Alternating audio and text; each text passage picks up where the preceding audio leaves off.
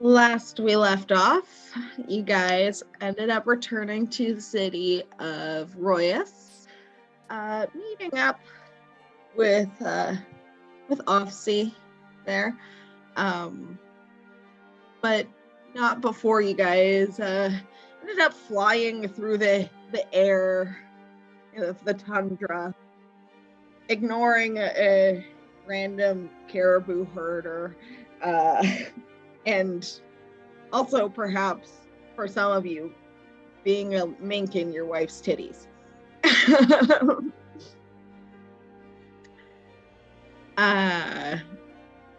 You returned to the city to find that they're in the process of getting a festival set up called the Everdance. You didn't bother figuring out what this festival was for. You were all in. So with that, if there's anything you'd like to do in the couple days before the official start of the festival, speak now or forever hold your peace. Toby will probably spend time with OC. Okay.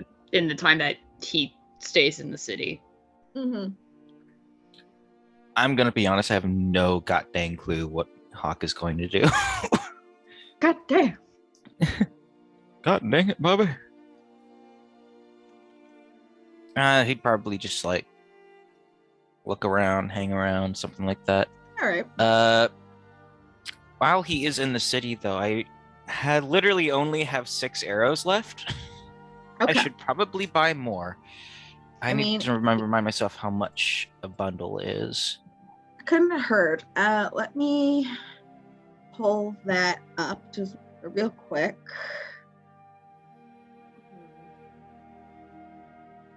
Okay. Yeah, 20 arrows is 1 gold piece. Cool. Yeah, that's one. I'm just gonna go ahead and buy a bundle of 20. That should do me for now. Yep, sounds good. I might have Tobias buy 2 bundles. Yeah, same thing. 1 gold a piece. Fuck yeah, back up to 80, baby. So many arrows this man has. Fuck you! It's my life. I didn't say it was a bad thing. I live it how I want, bitch. Good. problem You with that? should. No, I don't. All right. Anyone else have anything they need to do? Levy needs clothes that aren't. Oh yeah, we need to go clothes shopping. We need to go festival clothes shopping. Road worn and left over from living on a farm. Hell yeah! Take us to the clothing shop. Well, there isn't an official like clothing shop. Like there is in the other city with the one with my good friend the Blue Dragonborn. I think I named him Theodore.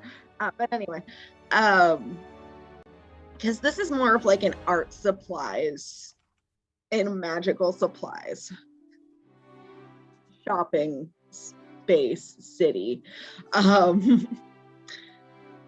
You can't tell me a whole city doesn't have one boutique. I mean, I will say that you're able to find a few places. They are more costumey than perhaps you'd like, but some of those costumes can be reworked into something really nice. Like, given that this is a theater town. She can layer things and yeah, it's fine. There's common clothes, there's costumes, there's fine clothes, and there's traveler clothes. Look at some fine clothes.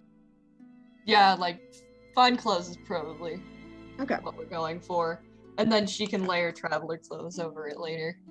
And Okay. be more So practical. fine clothes are 15 gold pieces. Then traveler's clothes are 2 gold pieces. Would you care to describe how these clothes look? Yes! So, gosh, in the spirit of it being Weavy, it's definitely gonna be more leaning like practical. But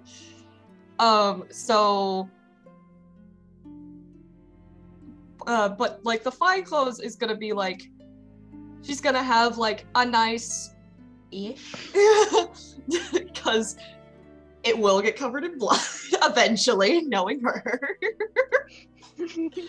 Probably her own, possibly somebody else's. We just don't know. Precious little murder machine. So it's a nice-ish blouse, and then like it's probably in like a shade of pink, somewhere between pink and orange, like a peach color, and then like a spring green, like just above the knee length skirt sort of deal, and then she'll have like a very practical like kind of she has her fucking jacket. She has her cool jacket now, and then she has her neat boots. So that's about it, really. She might have like a, I don't know, like a utility belt sort of deal where she like keeps her fucking daggers and shit like that. But other than that, her book hangs off of it, sort of deal. And then like practical gloves, fingerless, but like just to protect like her palms and such. And I think that's about it. You stand, cute sorcerers who Demir, look were like you rogues. going shopping with her too? Are you getting some absolutely. new clothes? Wish is going to. Yeah. I'm Eowyn like, is also going to accompany this group. oh, we should probably drug Tobias too. yeah. Let's get some good clothes for Toby. I think Demir is going to kind of try and piece together something like with a little vest and maybe like kind of big old skirt and a belt to cinch in. And just something kind of I don't know. I have a very bad picture that I drew, but I haven't finished it, so it's very bad. I'm sorry, but I'm going to post it as a kind of reference. It's got a big old slit up the side, so it's a little sexy, a little cute. With yeah, just she's going to probably try and add some like embroidery stuff to it, and then realize that she's actually like not very good at embroidery. So roll a dexterity check just to see. Okay. How good it is. Oh, actually, that's not bad. Just a straight dexterity check? Yeah. That is an 18. All right. Yeah. So, like, it's one of those things that, like, to her, she can see, like, all of the errors and, like, how horrible it is. But, like, to anyone else, it's like, wow, that's amazing. You did all that gold work and shit? What the fuck? And she's just like, ugh. Embroidery kind of like that. I don't know if you guys can see that. Hang on. All right. So 15 gold pieces for the fine clothes. Yeah. You were forcing Tobias to be clothed. Sounded like. You can't just run around naked. Yes, we are putting clothes on the boy. why are you saying about Tobias when Aaron has literally fucking stripped down in the woods in a goddamn bathing suit? Oh, the irony. Well, you see, Aaron is willingly going to get himself zhuzhed up, but I was gonna say that. He's I did next. say Tobias is going with. oh, It's just okay, people were cool. speaking before me and stuff. It's not that I didn't. Tobias was begrudgingly going. Like, no, he willing is going. I was also typing stuff on my big computer, and I didn't want to like drown everyone else out with my keyboard, so I was being respectful. Do you Sorry, I'm very want late. to I'm very. The describe sass has to- turned up for me today. I'm sorry. Tobias, would you like to describe what your fine clothes look like? Oh shit.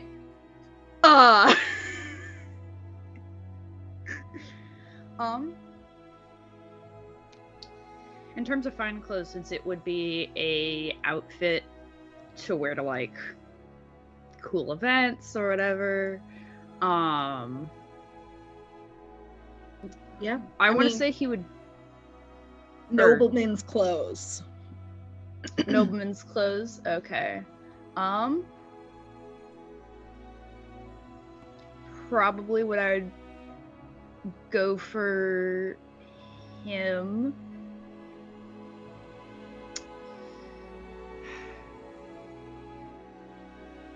I'd probably say it would be since it's something that's like initially a costume kind of thing being tailored to slightly more noble, a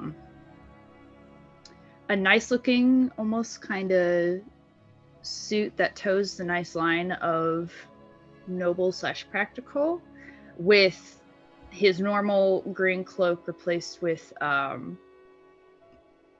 partially furred, like fur from the shoulders going partway down the cloak itself, with a wolf head on one shoulder, or at least some kind of animal skull on the shoulder. Probably wolf, because that's a decent size, not too large. The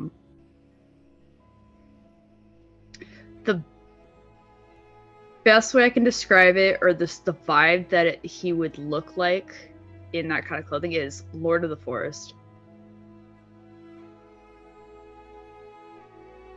Hot damn. All right. You can mark down the 15 gold pieces. I'll take the outfit since I can't take the 40 arrows. Demir, like, when Toby steps out in that look, like, Demir is, like, just, like, fucking checking him out, and just, I imagine one of the assistants of the shop, like, as he's about to step out, they're like, wait, hold on, and they, like, quickly tie up his hair. Like, a different manner. They're like, here, like, do this real quick, like, either braid it or, like, pulling it back so it's partially out of his face, and he's like, I don't know how I feel about this. oh my god. Yeah, Demir is just, like, fucking sidling up to Toby and just, like, just very, very, very, very much cannot keep her hands off the boy. Also, Tobias, an extra quiver is a gold piece each. If you wanted to do that. Run around with 4 quivers. What is your problem? Anyway, One on quivers each legal? limb. Listen, I personally support Tobias and his 4 quivers. I would be down to see like a you can drawing. work it of out this. so that you have like 2 on each side and it looks cool. I don't know. Yeah, no, like do it That's like up- do what it you like can also freaking do Attack is on Titan basically sword have- style or something. Either that or what he can do is have 2 underneath his pack, and those ones are basically closed, while he has an open quiver, or 2 open quivers that he can basically reach into. And so, I can figure out a design for it, but Yeah, I mean, no. I'm half tempted to bite the bullet and just say sure, because that's 4 pieces of gold, and that means I never have to buy arrows again. Tobias is the quivers, what Aaron is to hunting traps. Well, it's also if Hawk needs arrows, Tobias can easily just give him some as well. A good backup. Arrows, Jorg. By the time we end this campaign, everyone's going to have some item that they're just hoarding for some reason.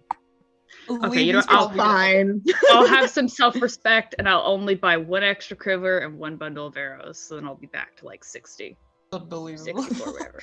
Okay. Yeah, fine. Also, when Toby steps out, by contrast, Levy is literally just sitting there like flushed emoji. Like, Just Levy sitting there, horny grip. not even. She's just literally just sitting there like her face just goes red gradually. Because he looks Alright. nice. He just looks so he's like, so how do I look? Spectacular.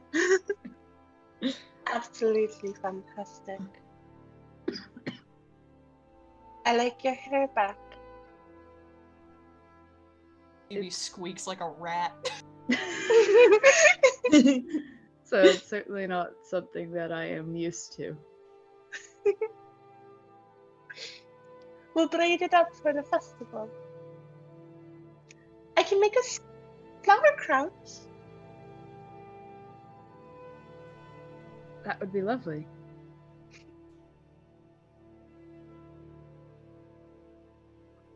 What is Aaron getting? Yeah, I was about to say, Aaron, please describe your new digs. Yeah. So Aaron wanders around for a while.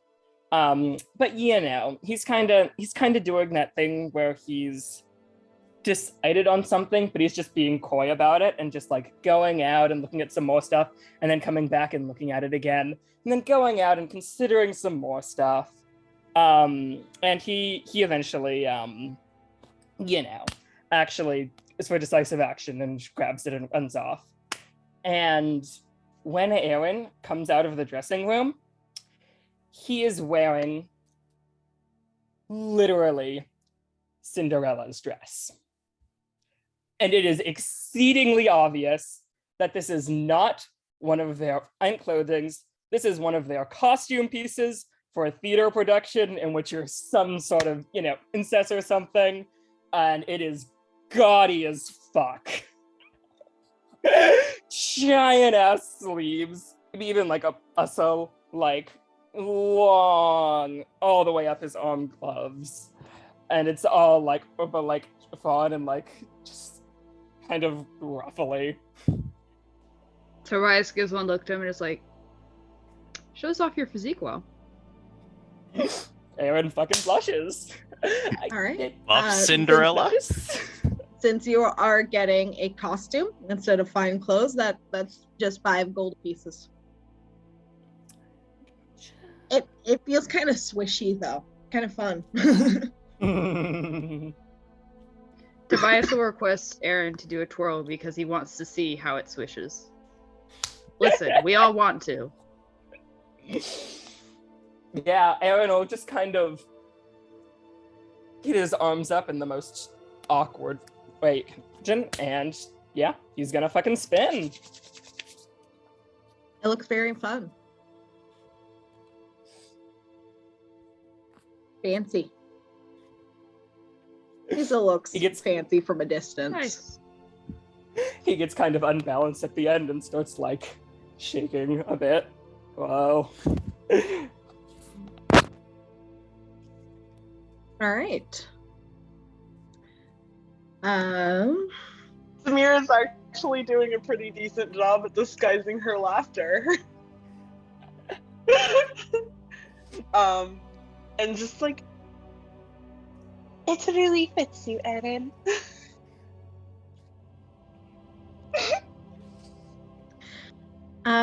Lish and Hawk, were you guys gonna get some nice new clothes too? Or are you just vibing?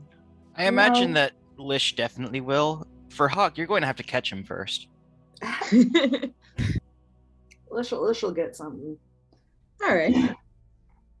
So please describe what you get. He's gonna just get something in a dark color with some kind of asymmetrical embroidery on the front of it with a bit of a high collar and kind of an over cape coat sort of thing that also is kind of richly embroidered. Okay. Are you looking more in the costume section or the fine clothes? No, fine clothes. Okay. So 15 gold pieces. All right. Anyone else have anything they would like to do? I mean, well, Demir is dragging Toby by his furred coat up to bed that night. Are you fucking kidding me?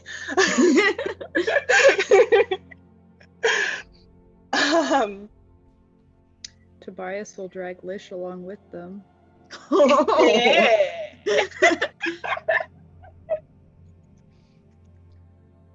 All right. Is there nothing else we want to do in town except for get clothes? I feel like there was, and I'm having a hard time remembering exactly. Realistically, should we pick up? Actually, no. This town wouldn't have any potions of healing or things They like that. definitely would. This is the town. Oh, they would. Okay. Of the arts college and the magic college. Oh, right. Yeah. Okay. Realistically speaking, should we potentially see if we can pick up? Like how much? I don't know how much money people have though. Because I can't remember if we used some of our potions during combat or not. We did. Oh, I did have a question. We found like 200 gold pieces and 44 platinum while we were out adventuring. Do you guys remember if that got divvied up or not? Certain amounts of it did, I think. Fox got platinum coins, so I think you did. Yeah, I believe so.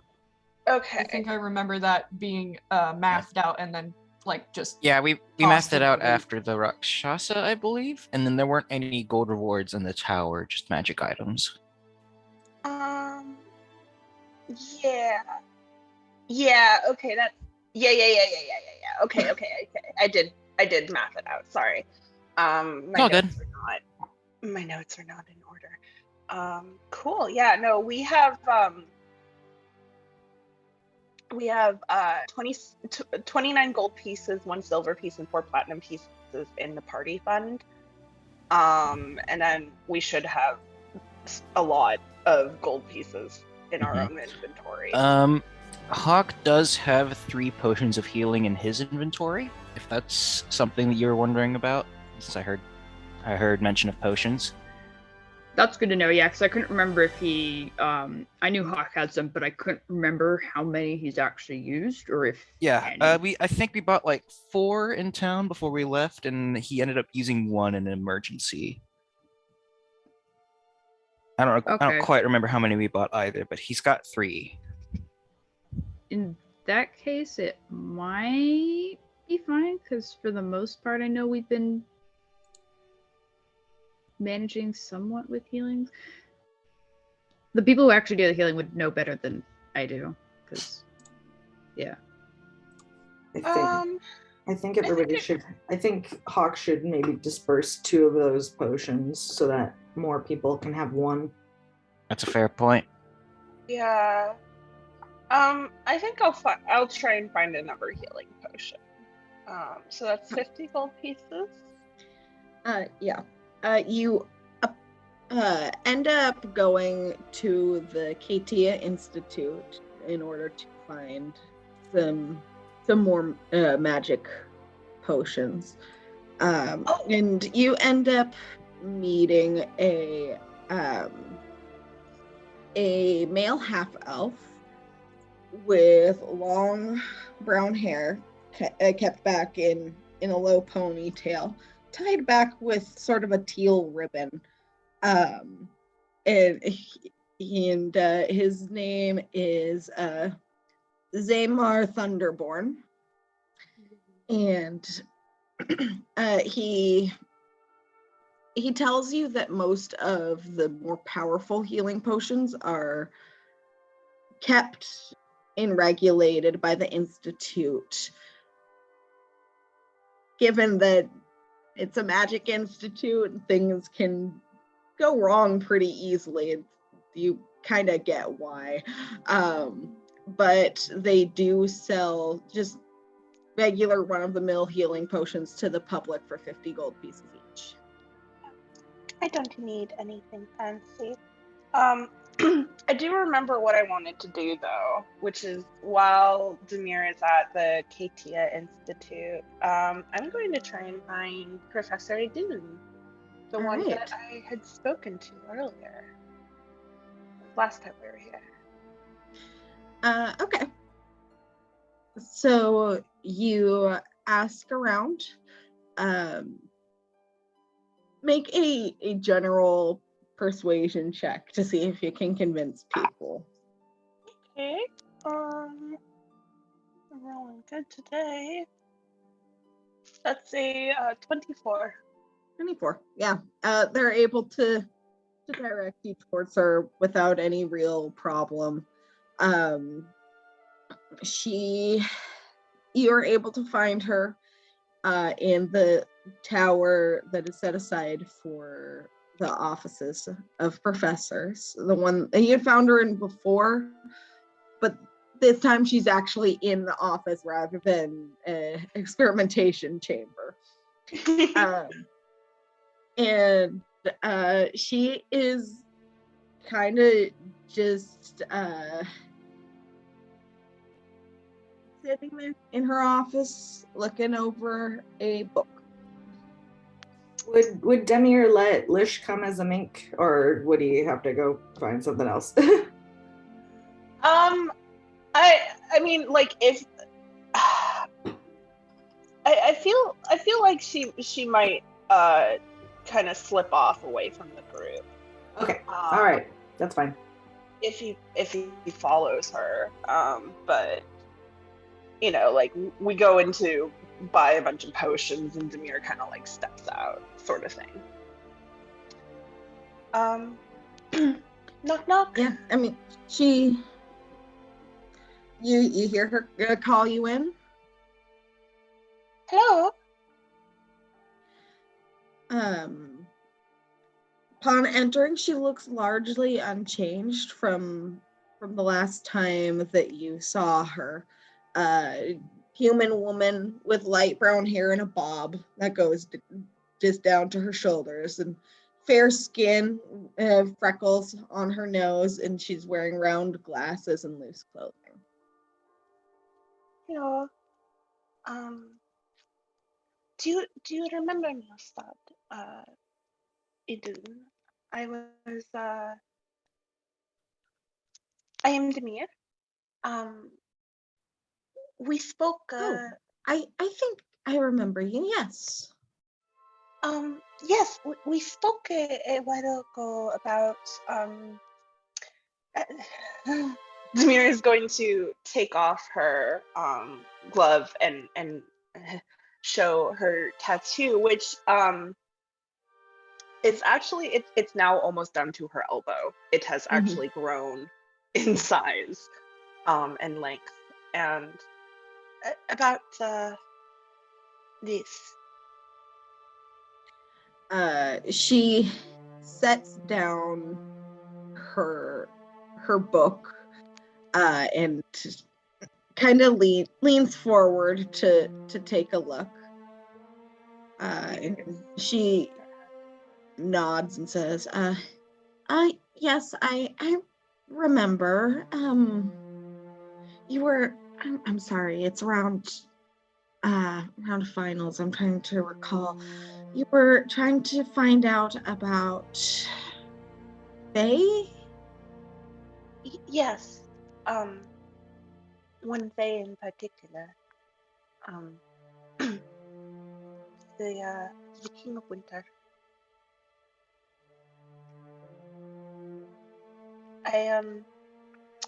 The last time we had spoke, you had said that the best way to break a pact is to find out the Fae's name. At least in regards to Fae patrons, that's right. There are, of course, different ways for different sorts of entities. How would one find a Fae's name? Finding a Fae's name. Well, they don't really give those out very frequently.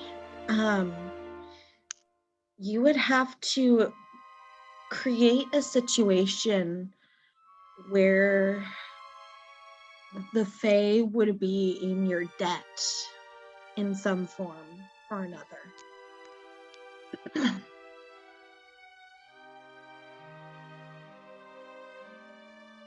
So you create a debt and then you just ask them?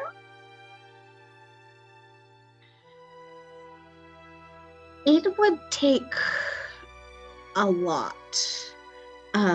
It would need to be a situation that could very well cost the Fae in question its very life. And then you miraculously step in and save their life, putting... What if I already did that? Well, then what did the Fae ask for in return? Nothing.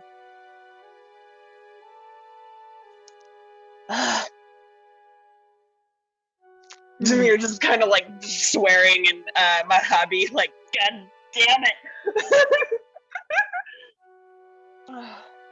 Well, I'm guessing then that the Fae did not use any of the, for lack of a better descriptor, or any of the trigger words implying that it owed you something.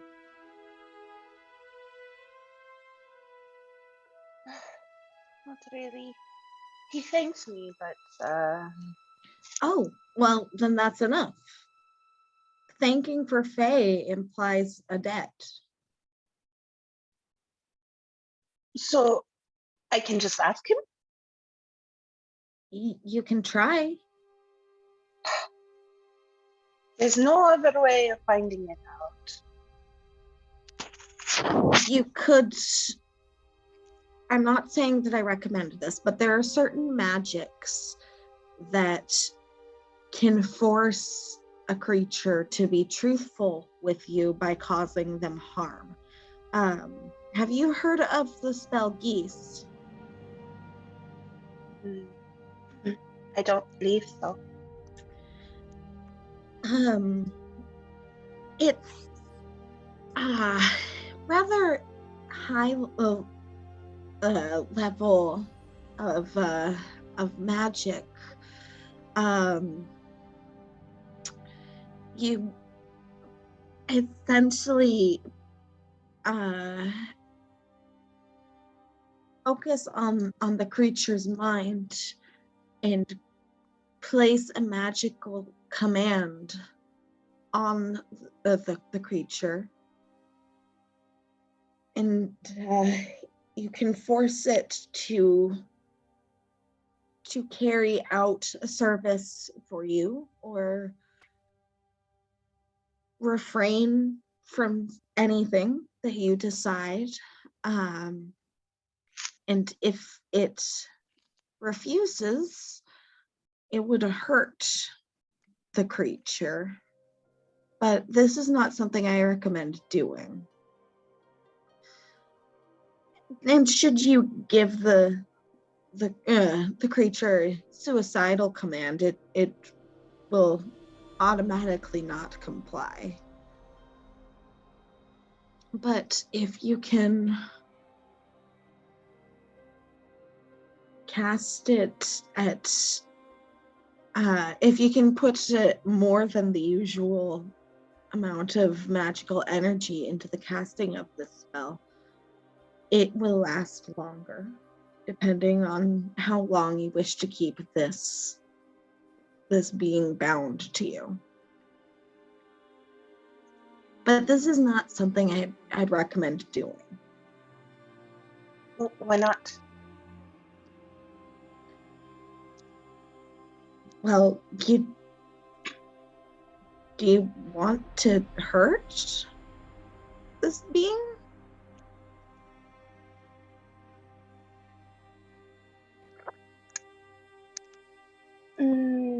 Not necessarily.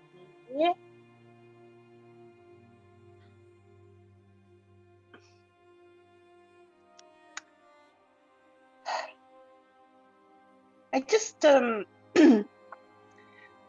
like I said, he has my knee. I want to even the playing, as it were.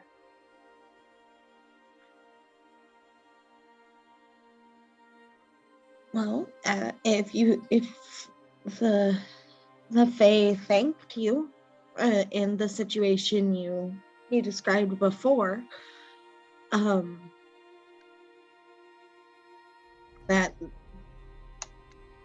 for Fae creatures of all kind, their word is binding. Thanking implies a debt owed. So it sounds like this Fae owes you something. Perhaps you can use that to negotiate the release of your name.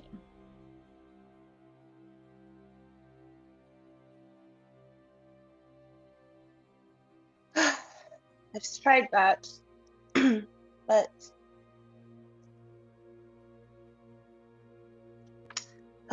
he says I'm not offering a fair price for it, that I'm not giving him anything of equal value. So then try to find out what would be equal value. I don't know. Okay. I appreciate your assistance. Let me know if there is anything I can do for you as well. We will be in town through the festival, so. Of course. You know where to find me. Of course. With that, and Demir will leave her office and a little frustrated. Yeah, she goes back to reading her book, which seems to be a romance book called Sweet Little Lies.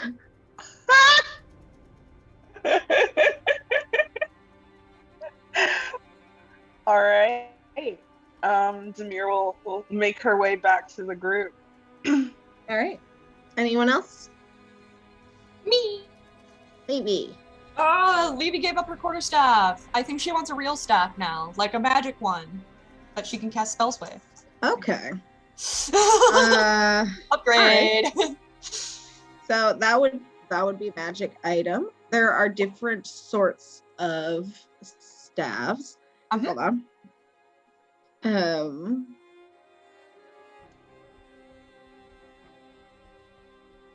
Yeah, there are various kinds of staves. What specifically are you looking for? Are you looking for more like an arcane focus sort of thing, or something like that's actual magic? More of an arcane focus sort of thing. Okay. So that's much cheaper then. Let me pull up the list again. Everything costs money. Though, like, how expensive is an actual magic staff? Out of morbid curiosity. Well, it really depends on the type of staff. There's things such as the staff of charming, which is rare. I cannot buy that because Demir would use it.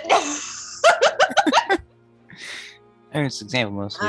There's the staff of fire, which is very rare, and the staff of frost, also very rare. There's a staff of healing, which you would unfortunately not be able to use since you're not a bard, cleric, or druid. Balls. There's the staff of power, which is expensive. Staff of striking. Staff of swarming insects. Probably wouldn't be able to afford the staff of the magi. Probably fucking not. That sounds like a legendary item. You kidding me? It is. Oh. You wouldn't be able to use staff of the python or staff of the woodlands. Nah. Staff of thunder and lightning, also expensive. And staff. I imagine that a lot of the staff of striking. What the fuck is that? I've seen it before, but I can't remember what the fuck it is. Staff of which one? Striking. Striking. Says this staff can be wielded as a magic quarter staff that gives a +3 bonus to attack and damage rolls made with it. Staff has 10 charges. When you make a melee attack using it, you can expend up to 3 of its charges. For each charge you expend, the target takes an extra 1d6 force damage. Okay, cool. How much is that? Let me see.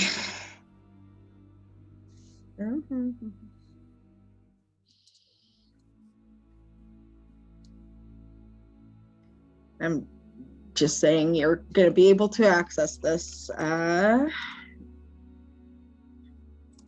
This would be more good for monks, but listen, Levy's a little sore after having her normal quarter staff be completely ineffectual the entire time she was fucking using it. Fair. I mean, there's also the element of surprise to consider. No one's going to walk up to the sorcerer with a knife and expect to be clobbered over the head magically. Since it is a very rare magic item, it would be 21,000 gold pieces. Yeah, I don't got that shit. Well, we tried. And out of curiosity, how much is the staff of healing as well? Because I'm contemplating buying it for somebody else. Treat somebody. Look it up. Shit. Zoom stuff is in my way.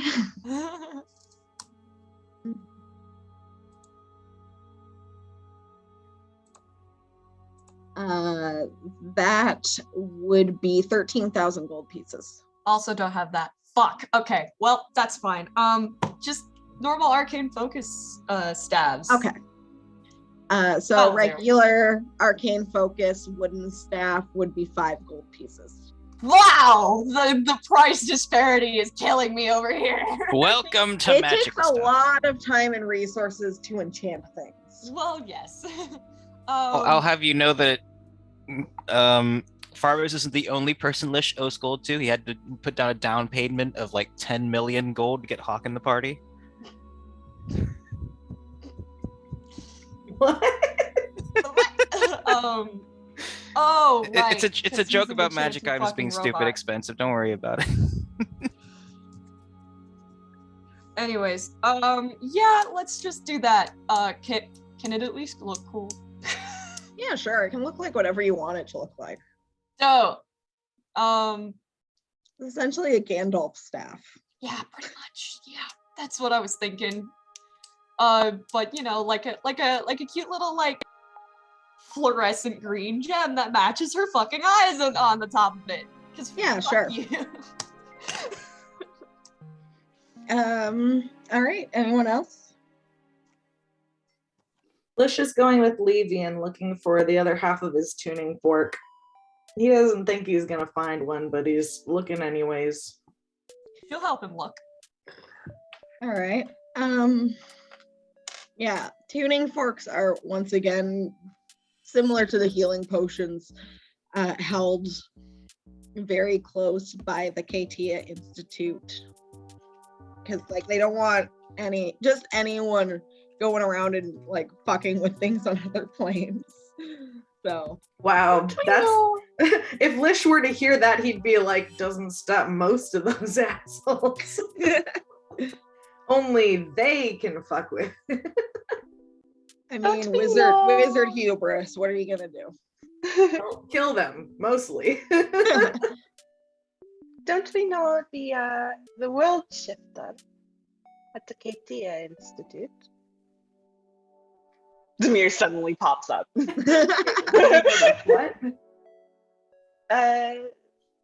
Is that us? Aista? Itas. He was called the world shifter. Lish kind of shrugs. I don't think he was paying much attention the last time we were here. How good looking. Demir wanders off again. Back to the professor offices. Just like, where the hell did she go? Levy does the big shrug and she still looks a little disappointed over the expensiveness of staffs. All right. Anyone else?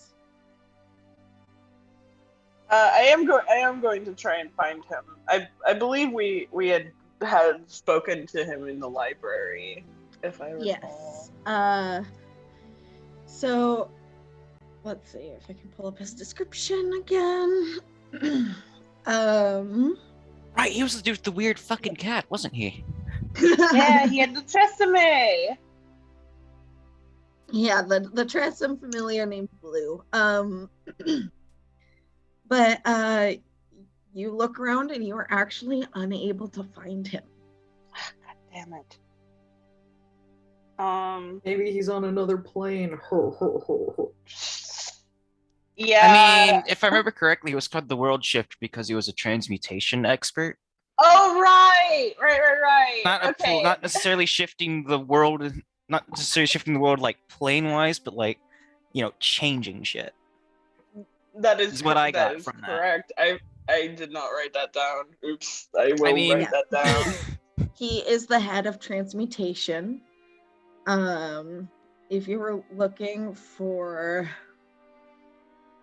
someone Who here knows anything about the planes? roll persuasion check. Oh, that's a natural 20 for 28. I want information and I will have it now. Demir literally gets up on a little soapbox and who can I talk to about the planes? So pulling up. Okay. You see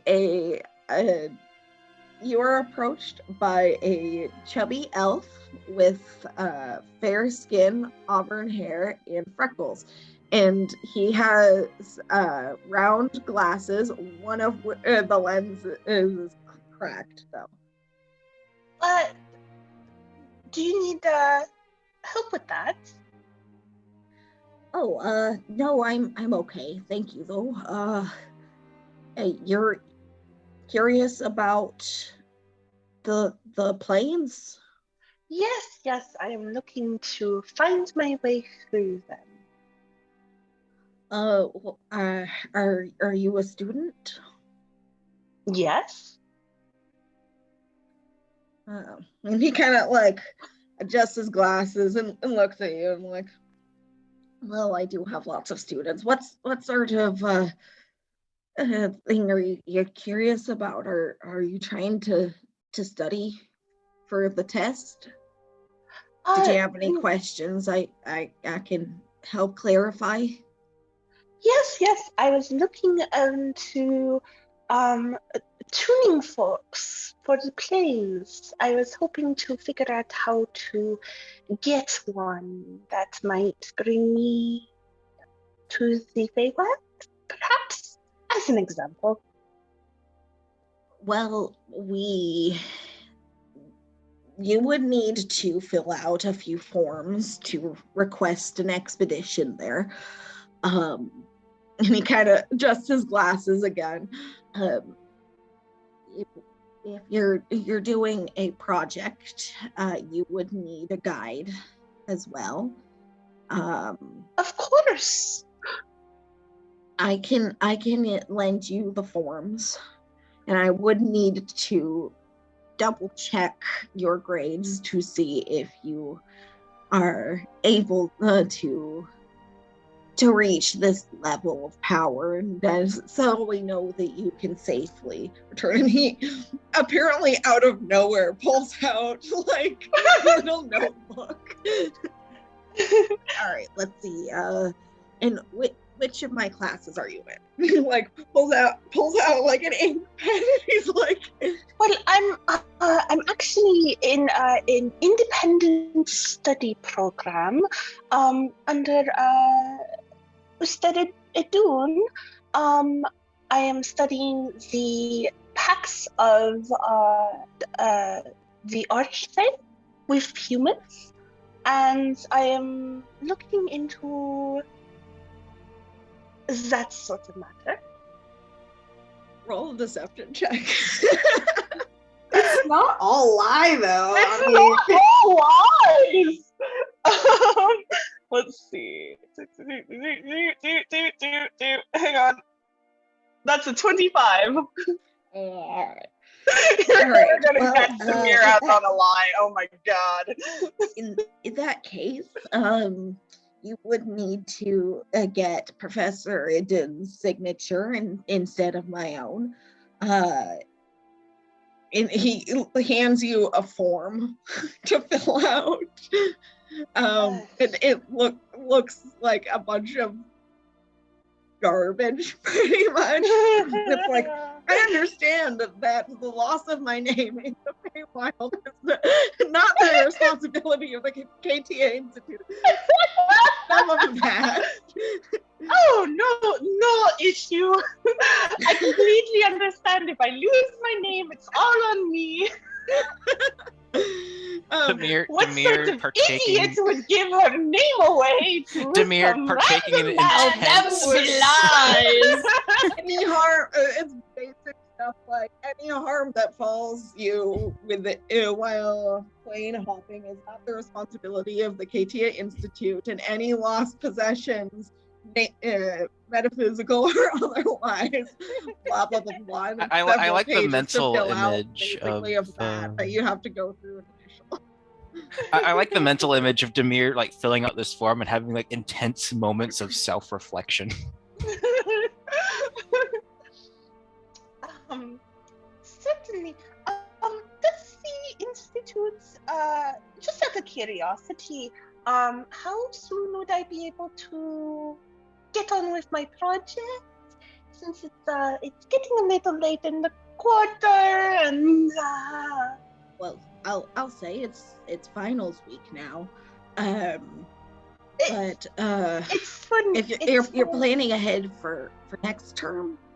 Yes, yes, and I have been studying very, very hard for the past quarter in preparation. So, does the institute keep tuning folks on hand, or would I have to wait for them to be enchanted?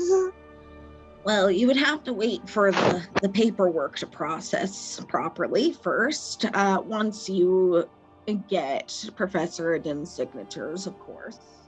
Of course. And once that's processed, it will need to be enchanted, the tuning fork. But the fact that you're getting this done and so close to the beginning of the turn, that might help with the expediency a little bit. Excellent. I thank you for talking to me, Professor.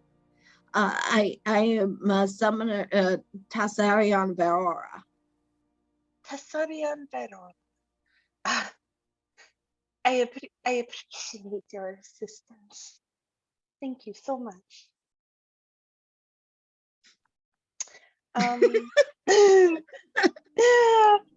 Anyway, good luck grading finals. Good luck on your finals too. Bye. Zamir will make her way back to the group like, fuck. Hi, so I accidentally got enrolled into college. Not enrolled until you pay a bunch of money. Not enrolled yet, but you know, maybe I can work something out. Is this a state-funded university or a student-funded university? Bit of both. Ha.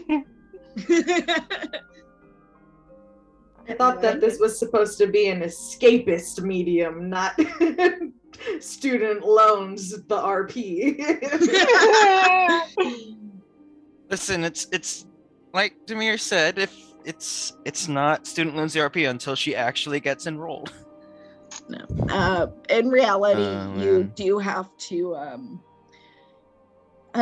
take a few tests in order to be enrolled. Testing your magical capabilities and prowess and what tract would be recommended for you. This isn't the College of Winterhold where they let you in after you cast glow on a round dais. It's fine. She can just send Levy and make Levy look like her. Keep the system. Levy wants to go to school anyways. Fuck it. You have to demonstrate some knowledge of the arcane to get in, but other than that, it's not terrible. But then you have to attend classes and stuff. And that's when I pull out my Strixhaven book. You know, I already went through the rigmarole with tutors. I do not want to go back. Send Levy. Yeah, Jamir's is going to come back with a bunch of forms like, they don't have it on stock. Lish just kind of shakes his head like he knew.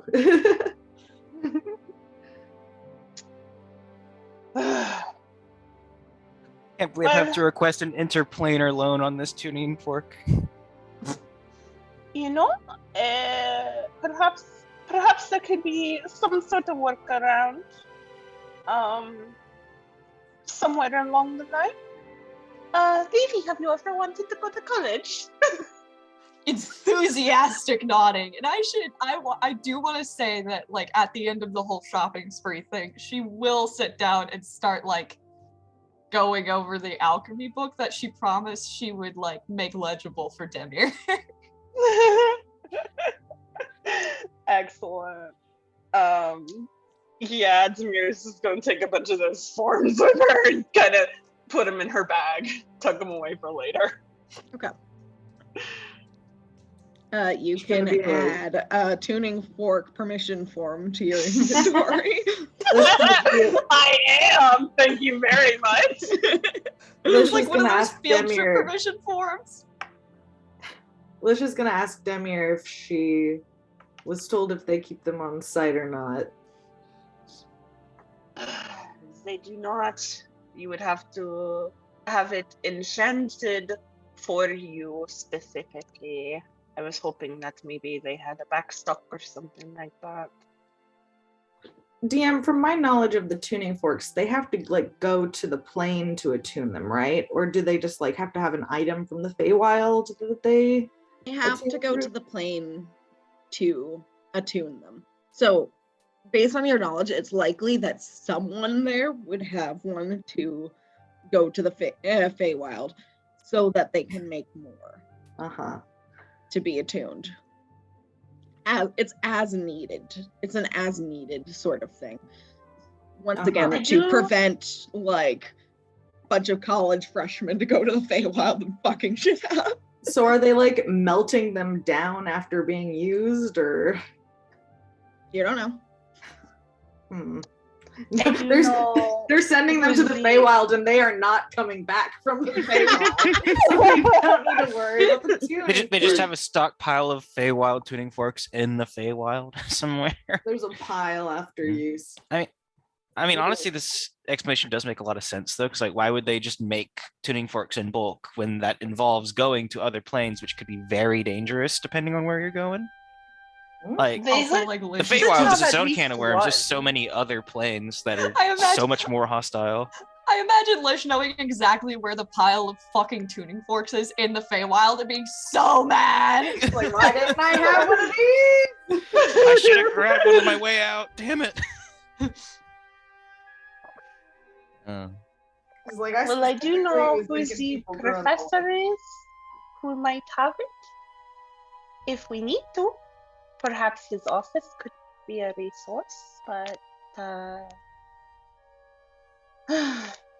For some reason, I don't know if I believe that they'd take our reason for traveling seriously. I'm sure we could find a compelling reason.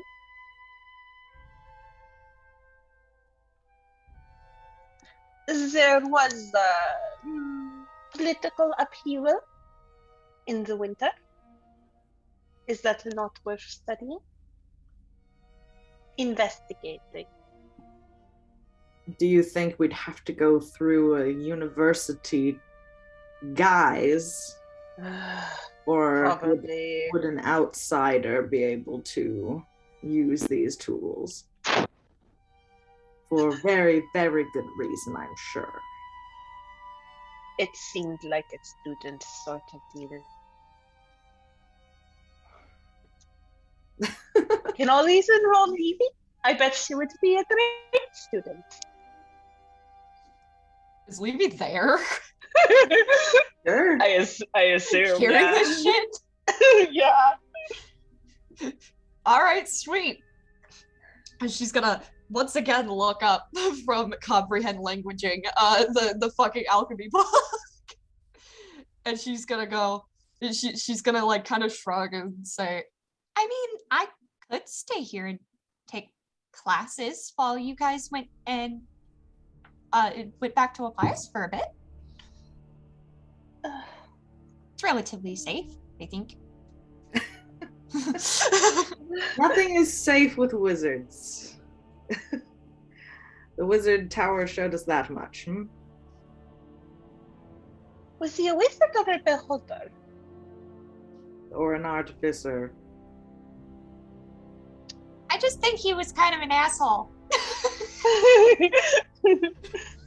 That I can agree with. Why choose another label when that one fits just right? Well, it is an avenue worth pursuing, perhaps. For a later just- time. she'll just shrug again and be like, I mean, all of my studies have been self-motivated and self-taught, so it would be kind of nice, I think, to try some structured learning. Well, we can always see about enrolling. Okay.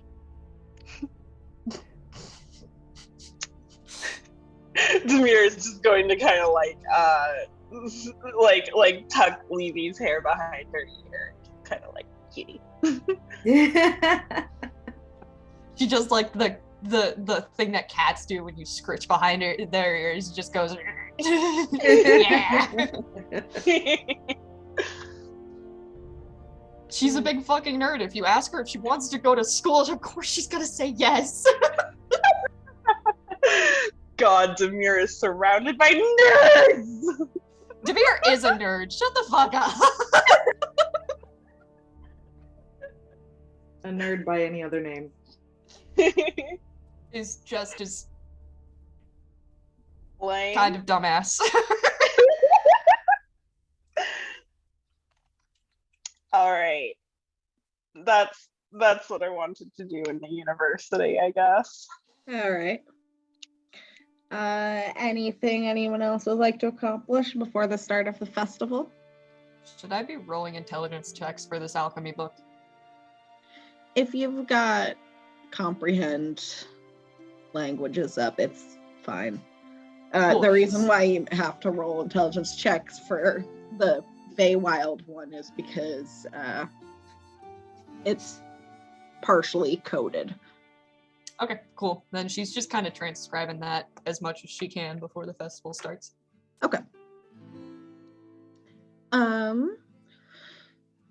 So throughout the couple of days before the festival, you can see people getting things set up. There is an entire courtyard of the town, one of the largest ones, that's blocked off so that they can get the dance floor set up.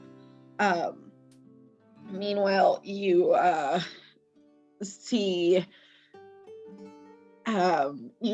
people getting various like tents and stations set up and people bustling around trying to get things going. And there's a relatively closer to the Bardic, the College of Arts, I should say. There's something of a stadium, an arena, that when you pass by it, you can hear what sounds like stones shifting within, like something is getting set up. Flowers are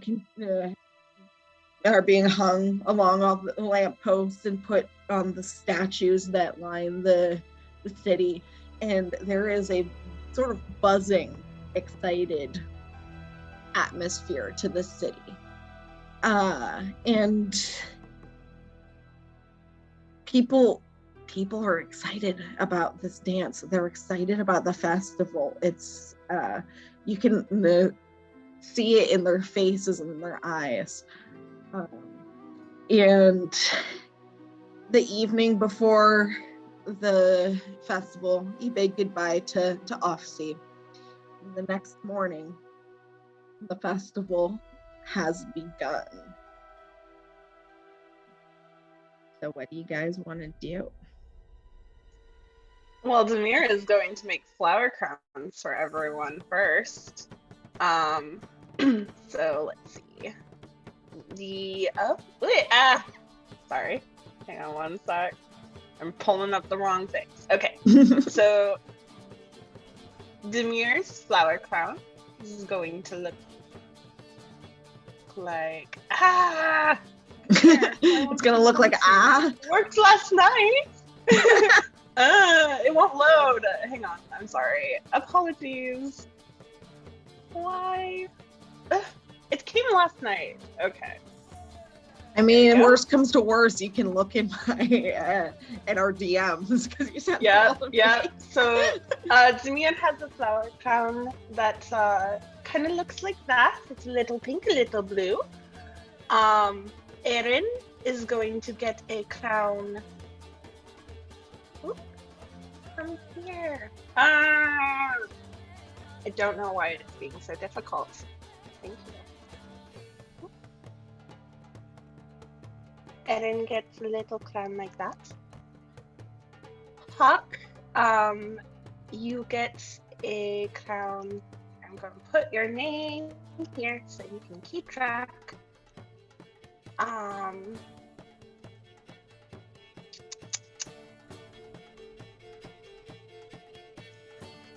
Okay. And I will post what flowers they are in the chat once I have got them all loaded up. But and you made these all with the wand of flowers. Yes, the wand of flowers. So she kind of like swirls the wand of flowers around your guys' head, and a bunch of flowers just kind of appear in a nice little bundle. Nicely arranged and all of that stuff. So this is Lish. Lish is the only one that has like something that's not pink or purple, apparently. I guess Lish is purple. Purple and gold. I have an important question. Are you putting the flower crown on Hawk's actual head or over his hood? Over his hood. so he has to wear it. Good. And I don't think there you would we have taken go. it off either way, but over the hood is more visible. Yep, and like she kind of braided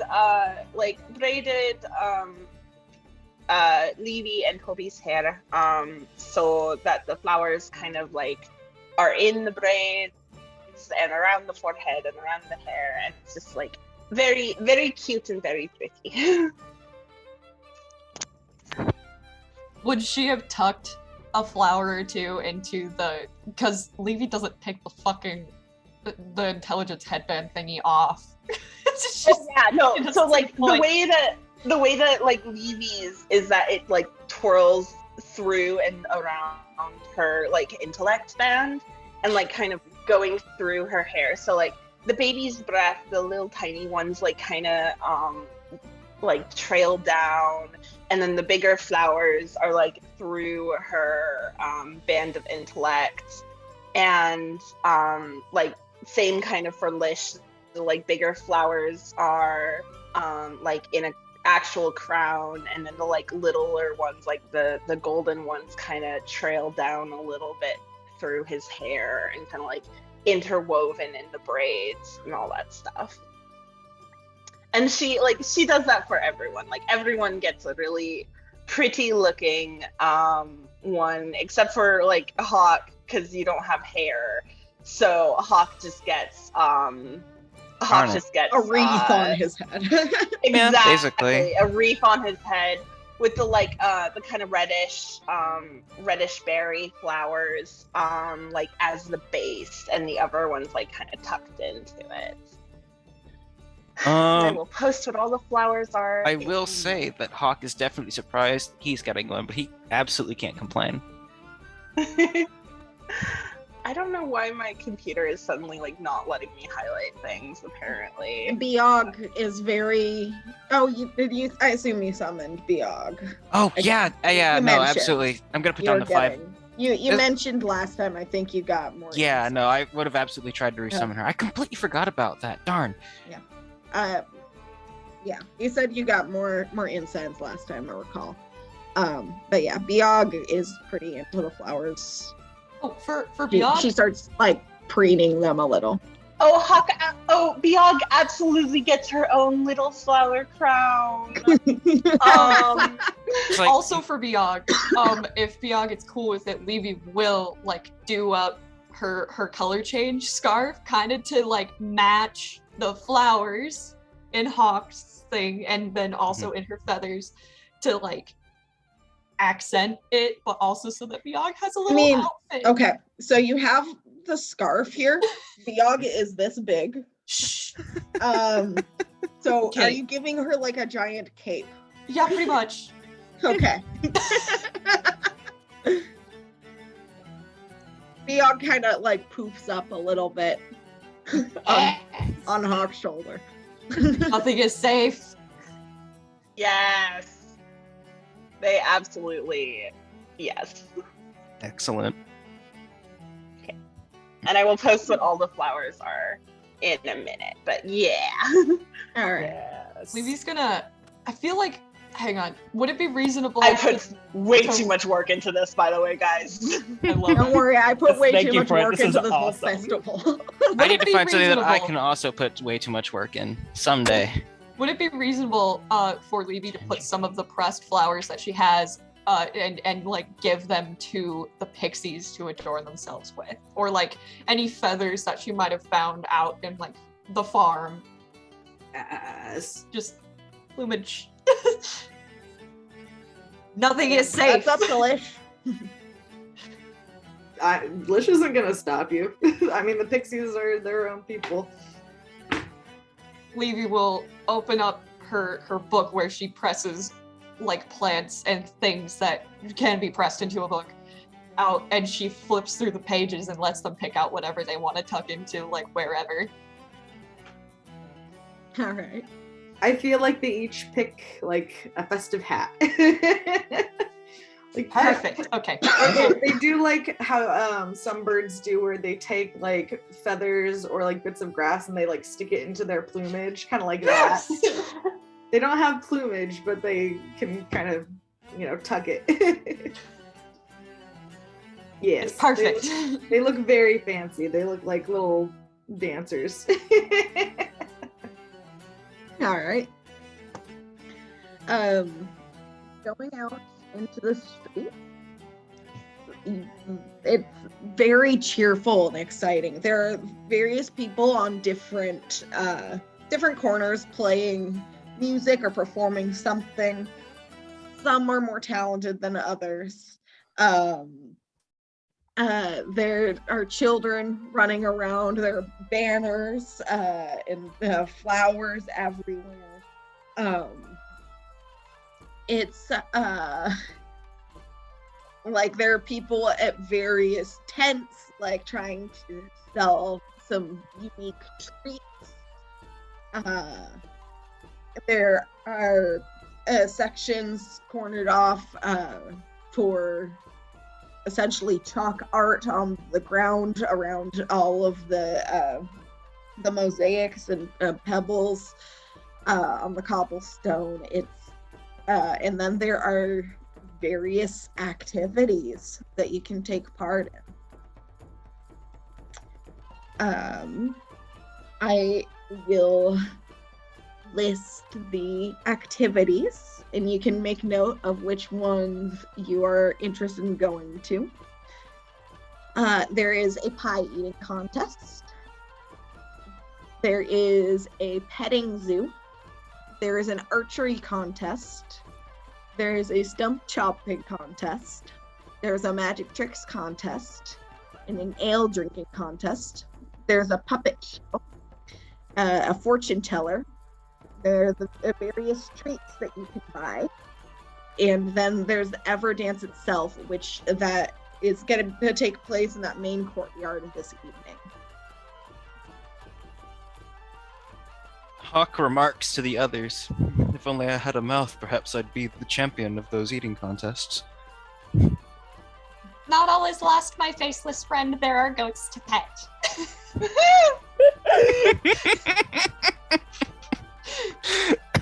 We're digging at Hawk's lack of features today.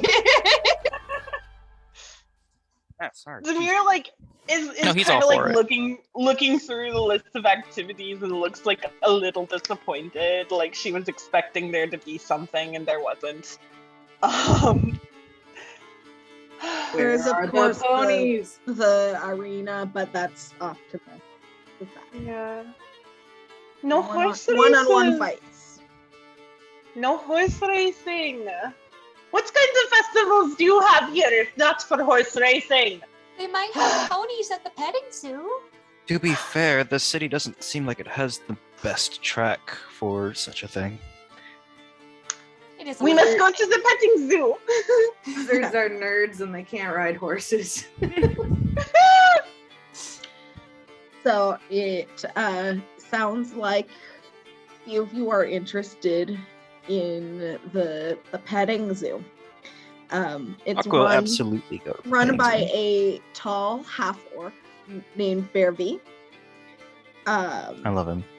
He has sort of the rough, calloused hands that one would expect someone who works with animals. And it's 1 copper piece to enter. There are already a few kids inside. I know technically she doesn't need to, but Levy is in fact dragging Hawk along. Into. No, she absolutely doesn't need to do that, but he will absolutely take the arm. Hell yeah. All right. I hope you know I'm picturing you like Wizard of Oz skipping over to the petting zoo. No, yeah, that seems about her energy right now. Yeah, one copper piece each to enter. Excellent. Levy's covering everybody's copper pieces for this one. No, Whoever is I got going. it. Demir will pay. Levy's going to blow a raspberry at her and put a silver piece into the hand of the man. All right. Fine. So I will buy you a drink later. entering the petting zoo, There are lots of animals to look at. The first thing you guys see, there are 2 goats. One is white with gray patches, and the other one is brown with black feet. There are 2 pigs that are actually pretty small. You're not sure if they're young or if that's just the size of that species. One of which is white with black spots, and the other is off-white with black patches. As you're taking this in, you kind of turn to the side, and Levy, you spot them first. There are 2 gray chinchillas, a little bit off to the side, kind of like just sitting there being fluffy. One is fluffy gray, and the other one is black and white. And Demir, you hear a moo and look over and see a brown cow standing next to a black pony. They're both kind of just chewing. Demir like completely ignores the cow and just like to the pony and just like, oh my god, you are so beautiful, and just like, you know, like reaching up and petting his little snoot and just like, oh my gosh. Oh, Vivi, you're so beautiful. Kaska. The pony in question just seems very used to this behavior. It's not his first rodeo as a petting zoo animal. He just kind of sits there, and there are a bunch of kids that are around too. Mommy, look at the pony! And they're just excited. But there is also a mule there, who is gray, and sort of perched on the fence near the chinchillas. There is a hawk with crimson feathers, and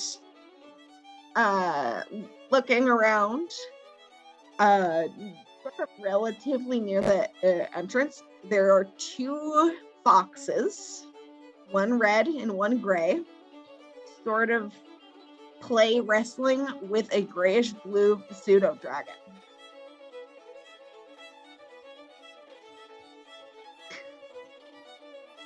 They all have names, guys. I put effort into this. Yes. Yes. Upon sight of the chinchillas, Levy is immediately just beelining, crouching down to just behold these fluffy little creatures, and it's like, oh my god, what are you? I was gonna say, Tobias does the same fucking thing. I was gonna say, the moment he sees chinchillas, he's like, straight to him. What are these? I fucking love them. Their names are Xander and Papaya. Excellent. The hands are in the fluff. Yeah, they're very soft. There is the scritchening. Mm-hmm. Lish's little jealous gaze from afar. Aaron, you know, headed out in his full costume. He actually has his hair down too. So right when they get petting zoo, he kind of pulls off to the side and starts rolling down his shoulder-length gloves. But once he has his hands free, he's gonna go over to the goats and start petting the brown one, like, oh, who are you? The brown goat is Evelios. Evelios.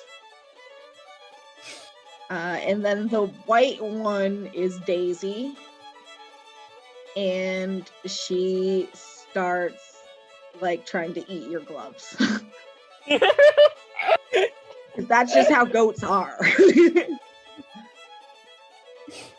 It's like, oh, sorry, it's for me, but I do have this for you. And reaches out his other hand and starts petting her.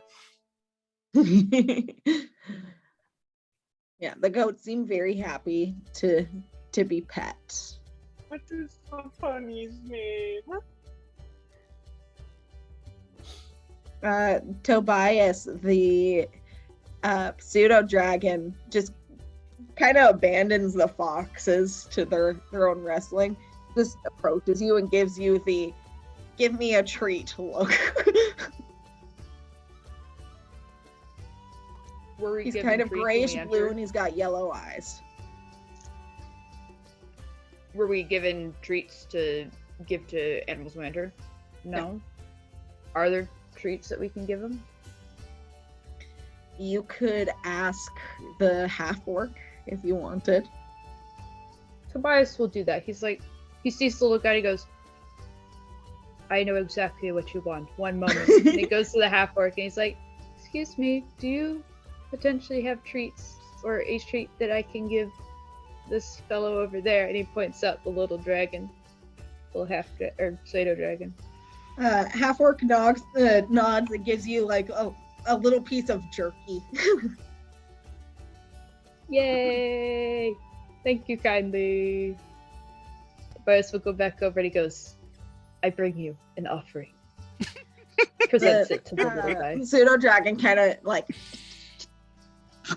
just like pulls back and takes it and just starts fighting with it. Actual lizard brain, I love it. Tobias just gives a little gasp, just like, amazing. Pseudo dragon's name is Dusty. When Toby goes off to the pseudo dragon instead, Levy is going to demand that Hawk feel this soft fluffy. He's like fascinated with the Crimson Hawk, funnily enough. But once Levy calls into attention, he like pivots like, oh, and comes over, beholds this little creature. They're chinchillas. They're very fluffy. Oh my. Xander is the gray one and Papaya is the black and white one. Xander is getting the full body up and down, like the scritches. And Levy is like nodding to the other chinchilla who has been woefully abandoned in favor of the pseudo dragon, and gives Hawk like a meaningful look of like, get the fucker. Oh no, he gets it. He Oh, mimics. I mean, Tobias is gonna come back after giving the dragon jerky. But still. What is the horse's name? Spider. Spider? Oh my god! Demir is going to sneak him a little sugar cube.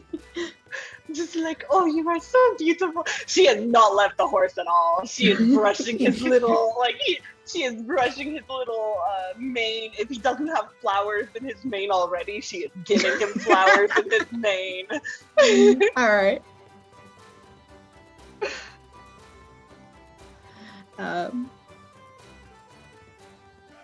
Yeah, I mean, you are not the only adults in the petting zoo there. Levy will make slow rounds to every single animal. Levy, the brown cow, her name is Apple. She just has beautiful eyes, and she's so nice and soft. Fucking mesmerized. Like, there is like, it's so clearly baby talk because of the tone of her voice, but it's all in Corey, and she's just like showering this cow in like the utmost compliments. Mm-hmm. Demir and Levy over there speaking their native languages at the little animals, like. Demir is absolutely and not happy. Just she will be the one that you will have to pull away from the petting zoo. It's a problem. Like when the horse moves away, she just kind of sits there and watches it prance around its little enclosure. You have unlocked the horse, girl. All right. So, what's up? What's next on the agenda, guys? Do you have the list of stuff? There's the pie eating contest, the petting zoo, the archery contest, stump chomping contest, magic tricks contest, ale drinking contest, puppet show, fortune teller. There are various treats you can buy. There is the fight pit, and then there's the Everdance itself, but that's later in the evening.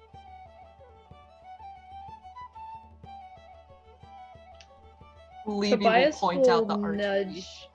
Yeah, I was gonna say Tobias is gonna nudge Hawk and be like, "Wanna give it a shot?"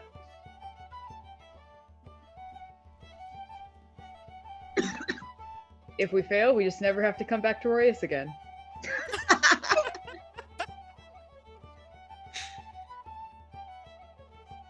Watch Hawk actually proc Shadow Arrow at this, and then never again. Oh, my I'm sorry. I completely zoned out. Is Toby challenging Hawk to a friggin' archery contest? Not challenging. He's just like, "Hey, do you want to do it together?" Do you even have to ask? And he just starts approaching. All right. So He would smile if he could, I'm sure. this is run by a human man in guard armor, essentially, and he has red hair and a sort of angular face. You are each given a short bow and 3 arrows. Before Toby damn, goes a up short to bow? Hold on. For 5 silver piece entry. before Toby that goes fee. up to the to do his shoot, Demeter is going to take him by the face and give him a kiss, and you get a point of bardic inspiration to add 1d6 to your roll. Wow. So 5 silver pieces to enter. There's 10 silver and a gold, right? Yes. Okay, I need to do that because I only have 3 silver on me, so I'm gonna divide that into the You 10. can just give him a gold and pay for you both, You know what? Sure, let's do that. just to make the math easier. Let's do that. But yeah, at the end of a 60-foot range, there's a target for each contestant. I can send the info for a short bow real quick. I don't think I need anything other than the fact that it's a bow, really. Because unless we're rolling damage on these targets, we're mostly Not just going to need really. accuracy, and that should be the same as a longbow. Yeah, pretty much, but you know, it's Mhm. good to be helpful. Yeah. I'll just use the modifier that I have for Hawk's longbow, because anything that applies to that would also apply to a short bow. All right. So,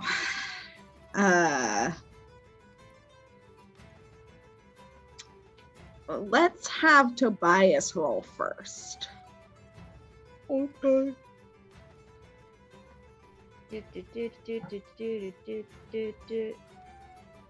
1d20. And there's different ACs for the different bands in the bullseye. So And how many shots do we get? Just the one? 3. you take 3, and then Okay. whoever gets the most points is the winner. Okay. Let me just write down my number real quick so I don't like fucking misremember. I'm gonna write it down. Don't worry. But Okay. 15 plus 8, that's a 23 for the first one. all right, so that's a bullseye. So that's 10 points. Next arrow. 16 plus 8, that's a 24. Another bullseye. And I'll use the bardic inspiration on that one. So it'll be a 13 plus 8 plus the 1d6. Maybe it's overkill. I don't care. Tobias is going to try his best to walk out with a 30. 26. Yep, bullseye. So that's 30 points. And the guard who's running it seems like genuinely impressed. Kind of Hawk. Tobias will give a bow. Mm-hmm. Hawk like claps a bit, like I'll be hard pressed to even match that, if I'm going to be honest. All right. He's gonna focus up. I'm gonna roll 3 d20s and just read them off from left to right, I think. Okay. No lucky dice here, only suffering. They landed in a vertical line. Damn it. I'll just move that around there. Okay. Not the best. We've got a 17. 17 is between the red band and the yellow band. So that's 7 points. That's 7. Then we've got a 22. 22 is a bullseye. Sick. So that's how many points in total? So that's 17 so far. Cool, thanks. My brain can't math today. So 17. And then we've got a 14. It's okay. I'm writing them down. Yeah, and then we've got a 14. 14 hits the blue band. So that's 4 points, meaning 21 total, I think. 21 total. So Tobias is the winner. Tobias, you can roll a D100 or percentile dice, whichever, for your prize. Wow. Okay. There we go. D100. 6. 6. Okay. You are given a pixie plushie that's about the size of your hand, and when you squeeze it, it sings a couple of notes. Ah! Show it to Lish. Show it I to was gonna Lish. say, he shows it to Lish and goes, I have one too. Oh, the pixies come over and like look at the little plushie very jealously. Like, who is this person?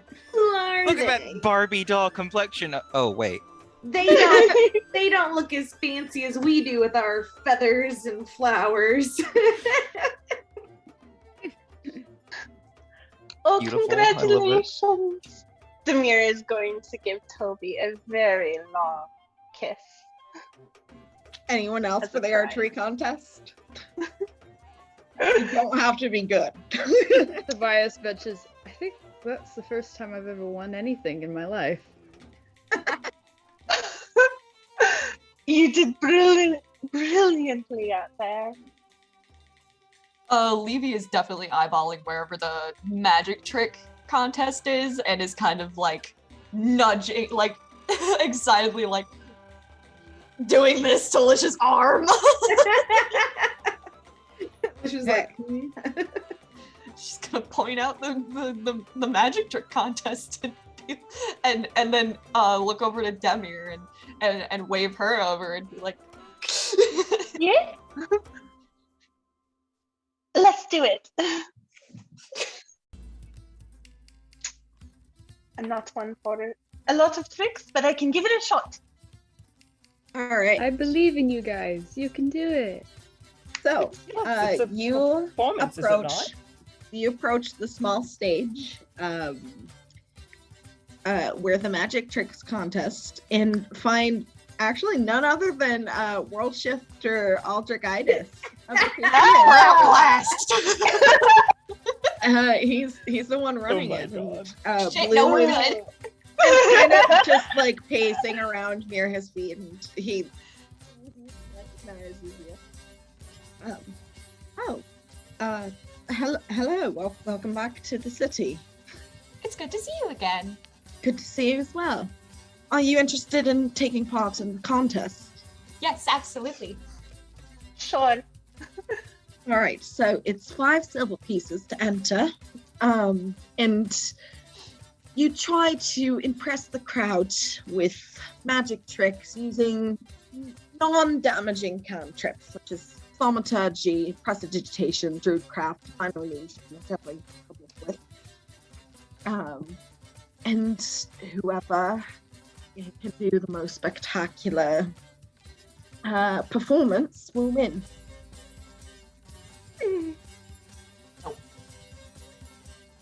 Sure. All right. So I will pay for our entry this time, Levy. okay, I will give him a gold piece. a gold piece. So that's enough for 2 of you. Yeah, Was is it Liz just- joining us? Were you joining Liz? Lish? Lish kind of hesitates, but then he'll step forward and say, "Okay." Levy is I will pay doing for this. his admission as well. Like, come on, you love a chance to show off, don't you? I can't wait for Demir to cast Hunger of Hadar on the audience. so once again, it is non-damaging cantrips. Me looking nervously at what cantrips I have. So, to describe this, you will describe what you're doing, and then you will make a performance check and an arcana check, and the highest combined score will be the winner. So Demir, why don't you go first? Okay. So, is it just one spell, or can I do multiple? Like It's little? one cantrip, but you have to do it in an interesting way. Okay. So I think what I am going to do, because I only have really 2 or 3 non-damaging cantrips, I am going to use minor illusion, and what I'm going to do is I'm going to use Nivara, and I want to do like a little sword dance and like use minor illusion to like create a little bit of a scene and like like little sparks where the blade flourishes and that kind of stuff. Like it's not much, but I'm definitely like leaning into the like dance performance sort of thing. All right, roll a performance check and an arcana check. Okay. So why am I not? Apparently I don't have proficiency in performance, which I do not understand, but that's okay. Best bard ever. Oh, fucking hell. Jesus. Okay, hold on. Okay, that's 14 for my performance, which isn't very great. And fucking why can't I roll for shit? That's a 7 on my arcana check. Okay. So you end up leaning more into the dance with the sword rather than the magical aspect of it. And people who came here to see some magic tricks, you get some like polite applause, but it's not like the most exciting thing they've seen all day. Solid. It's your You're turn. just like, report. What you doing, Who's up? Lish or Levy? Lish? Lish is going to take one of the flowers from his hair. Just one of the, I think they're lilies, the big orange ones. And he's going to take it into his palm, and he's going to cast Frostbite and draw it up into a frosty little icicle and just kind of completely encapsulate it in frost. And then he's gonna smash his hands together and blow it out towards the audience and make it snow. All right. Roll performance and arcana. Let's see how we do. I've been joined. Hello. 16 for arcana. All right. Ooh, 9 for performance. Focus on that. Right. The technicality. crowd is pretty impressed. They're excited. There are a bunch of kids there that get really excited at the snow and start like jumping up to try and grab it. Last but not least, Levy. All right. So I think she's gonna. Ooh, okay. I'm like I'm squinting so hard at prestidigitation right now. Can she do prestidigitation and dancing lights, or is it just one? You can just do one. Fuck. Yeah. Okay. So we'll stick with prestidigitation because, and can we only cast it once, or can we cast it multiple times? I'll say you can only cast it once. Alt. Okay. Yeah. Fuck that. We're gonna do dancing lights instead. Okay. And she will make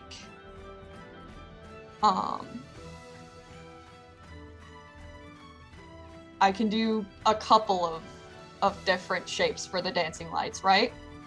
Yes, the dancing lights are big enough that you can essentially make a person shape. So I will say you could make other sorts of shapes if you wanted to. Excellent. So one of them is going to be a little sparrow, and then another one is going to be a butterfly, and the sparrow and the butterfly are going to carry the other two dancing lights, which are going to be flowers, and they are going to drop the flower lights onto a couple of just like random, like a couple of kids into their hair, so they have little glowing flowers in their hair, and the flowers are like pink and orange, and then the sparrow is like it's like blue, and then the butterfly is like a bright fluorescent green, as she usually does. All right. And then the sparrow and the butterfly will land on the closest adult to either child on their shoulders. All right. So roll a performance check and an arcana check. Okay. So the arcana check is gonna be a total of 11, and the arcana check is actually going to be a total the performance check. Said arcana twice. Arcana 11, performance 21. All right. So Levy, the crowd just goes wild, and you are the winner of the contest at 32 points. So please roll a D100. Oh shit! Fuck. Forgot about that. For you if you don't want to, or percentile dice. 14. 14. So a world shifter gives you you got one that's kind of similar to Toby's, but it's a little wooden mouse figurine that squeaks when it's squeezed. Promise they're not all like that. You guys are just getting lucky. Squeaky toys, yeah. You give that to Biog, I'm sure that he'd like a little squeaky mouse. Absolutely. Oh actually, my god! I was thinking about that. Levy's gonna go hunt down Hawk again and present the squeaky mouse to Biog. Biog takes it in her beak, and she kind of poofs up a little bit. She just holds it in her mouth. I think she likes it. She and Hawk, there is now a squeaky toy next to your ear. Just being... He'll withstand it for Biog's sake. She had a rough day recently. This is so cute. Levy is just beyond delighted. She is happy stimming. All right. As Biog is squeaking, Aaron is also squeaking in Celestial.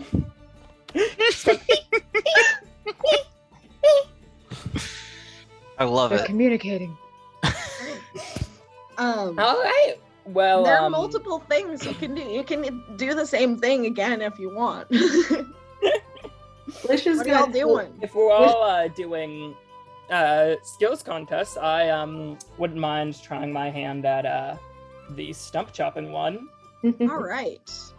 Can I say briefly after the magician contest is over, Lish will go over towards Demir and he's gonna druid craft stemmed red rose and kind of tuck it into her hair along with the other flowers. And he's going to say, "Was it nice to dance again?"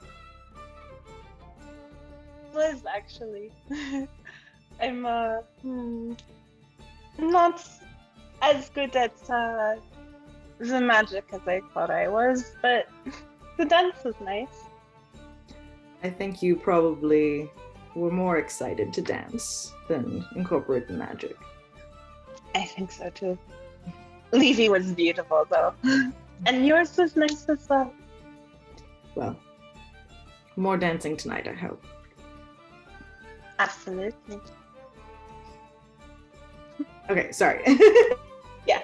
And as he's suggesting it, Aaron is also going to turn to Levy and say, "Do you have experience doing stumps for your farm upbringing?"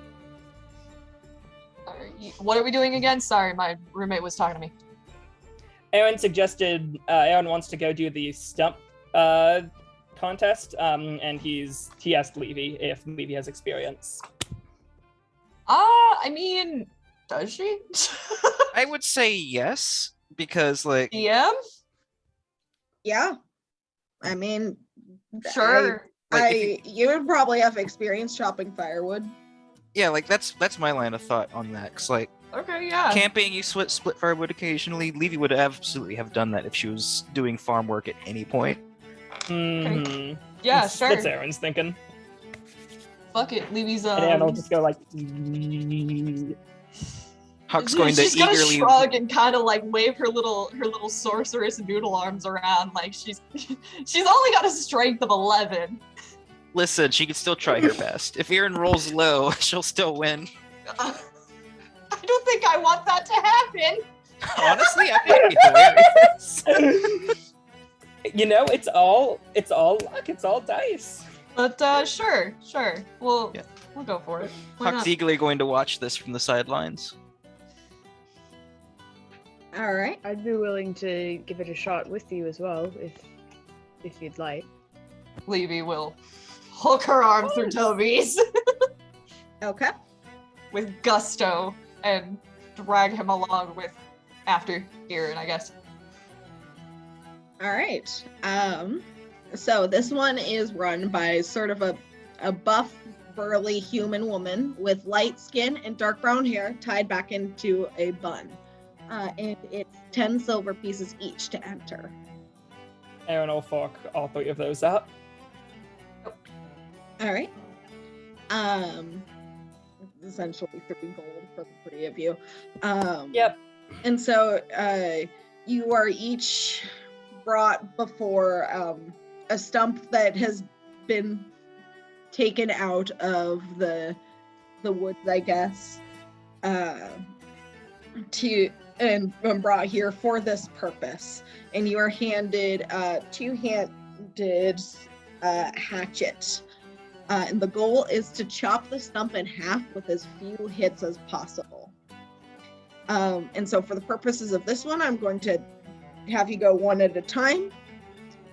So Levy, first of all, roll to hit. Oh, okay. And what do I add?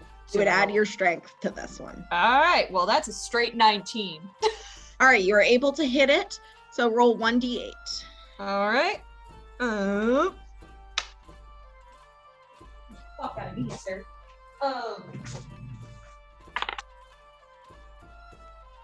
What the fuck? 7? You're able to do some damage to it. It's not split in half just yet. Erin, roll to hit. All right. And this would be plus your proficiency since you're proficient with Yes. weapons. Okay.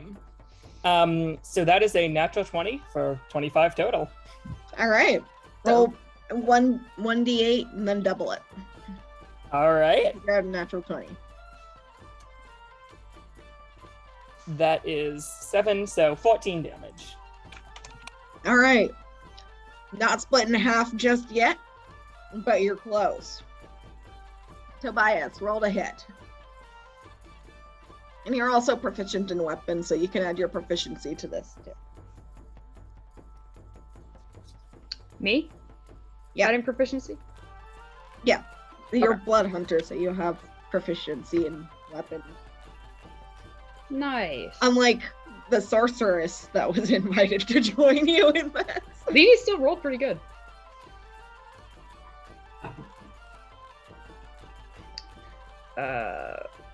Plus 6, that's 17. All right, roll 1d8.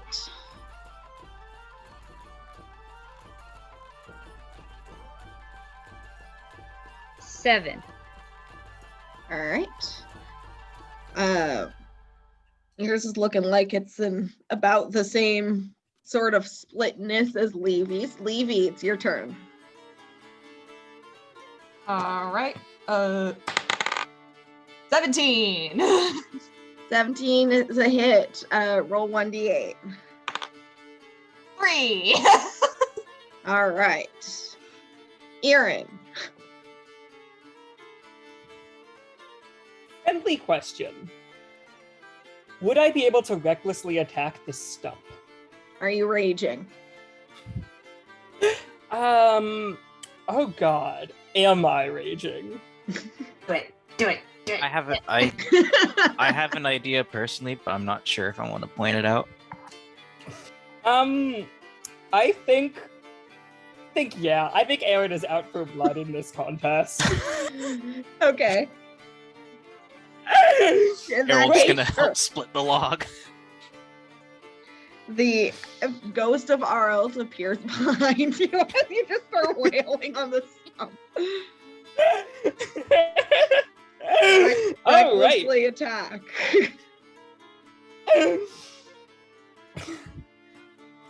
That is Alright, another stop. natural 20. Oh my god. Okay. Roll a d8 and then double it. Lish Okay. to some observer next to him, just like, is that fair?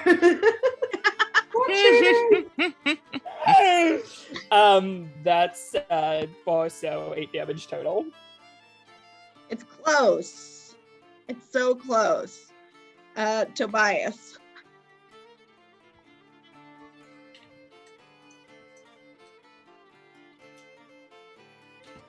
Yep. 1d- Let 20 me- plus proficiency and strength to hit. Oh, God.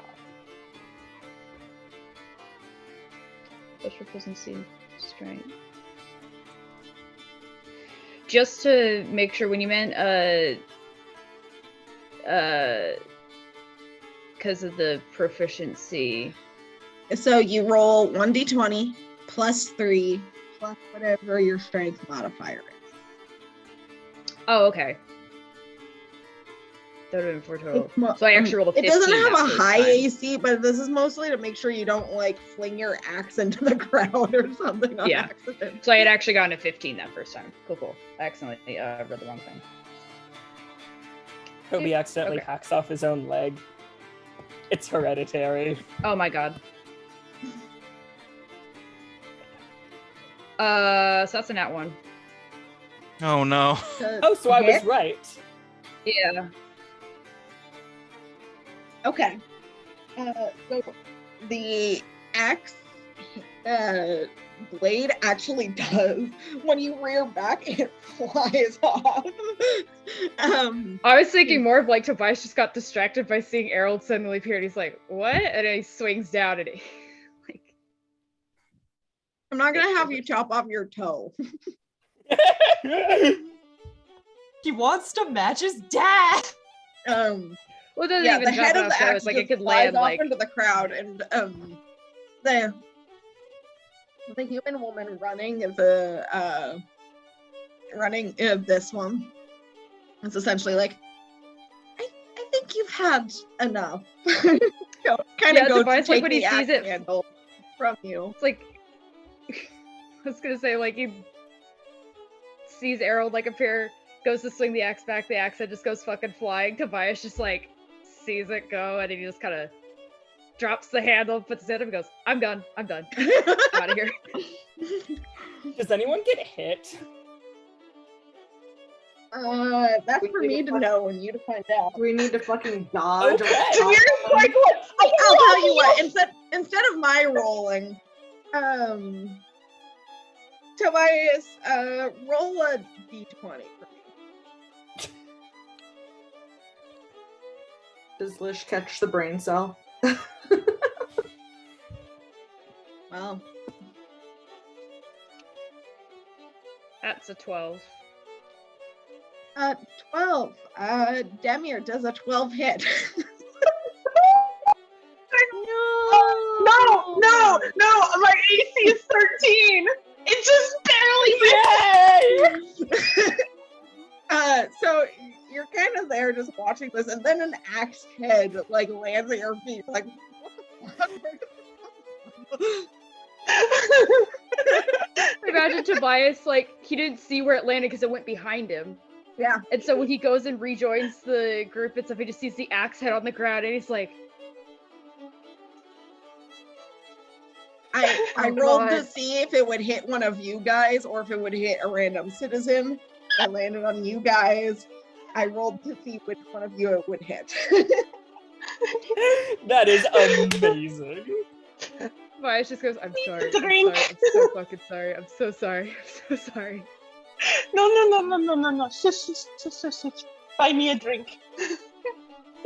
I will. So we'll get to the drinks. Levy.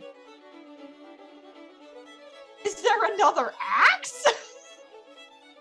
You all each have your own axes that Oh you're shit. using. Okay. I thought we were passing an axe around. Okay. Yeah. Cool. She's gonna glance back to make sure nobody got injured or anything, and then go for it. Oh my fucking god, Jerry. Sorry, dog. Had to jump me. 7. 7 misses. He's go distracted. and it kind of lodges in the ground next to it, and you have to kind of wiggle it out and pry it out. You're in. Roll a hit. Finn has not noticed the Toby buckle going on. And he is still a barbarian in a princess dress with a just ghost manifesting near him. What's that about? Hacking away at this stump. Roll a hit. Oh wait. That does count as an attack sustaining my rage, right? For last round. Yes. Great. Then he's reckless still. And that is going to be a not that great. That's gonna be a 11. 11 to hit. Mhm. 11 misses. Damn. Levy.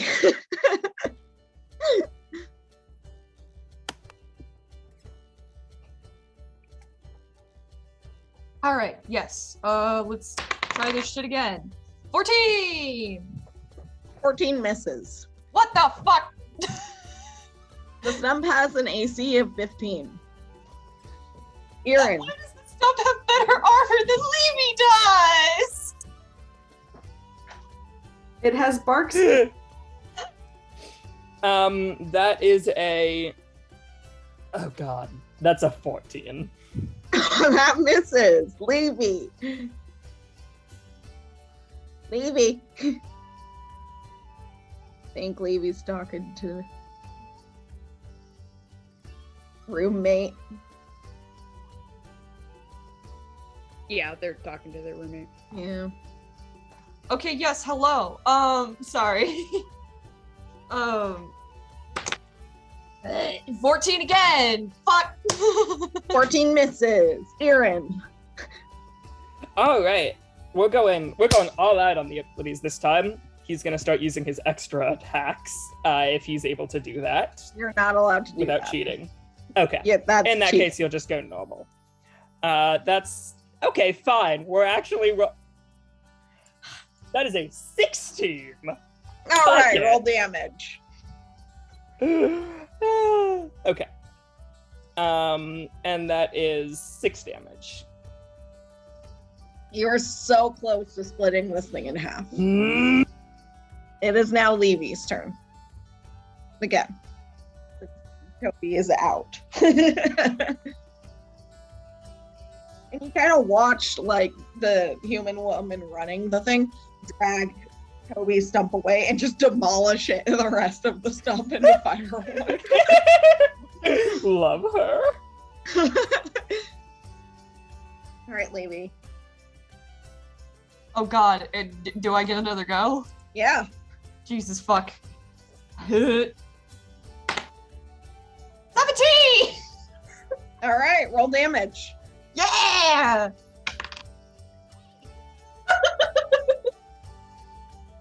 What'd you roll? 8. 8 damage? Yeah. All right. Erin. Jesus. Fuck yeah. All right.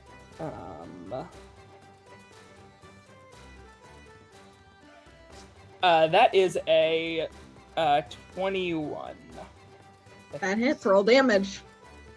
Awesome. And that is 10 damage. There you go. The stump is demolished. Erin is the winner. Please roll Erin a just D100. lets out Erin just lets out a guttural celestial. Yeah! You do draw a couple of stairs. Roll damage.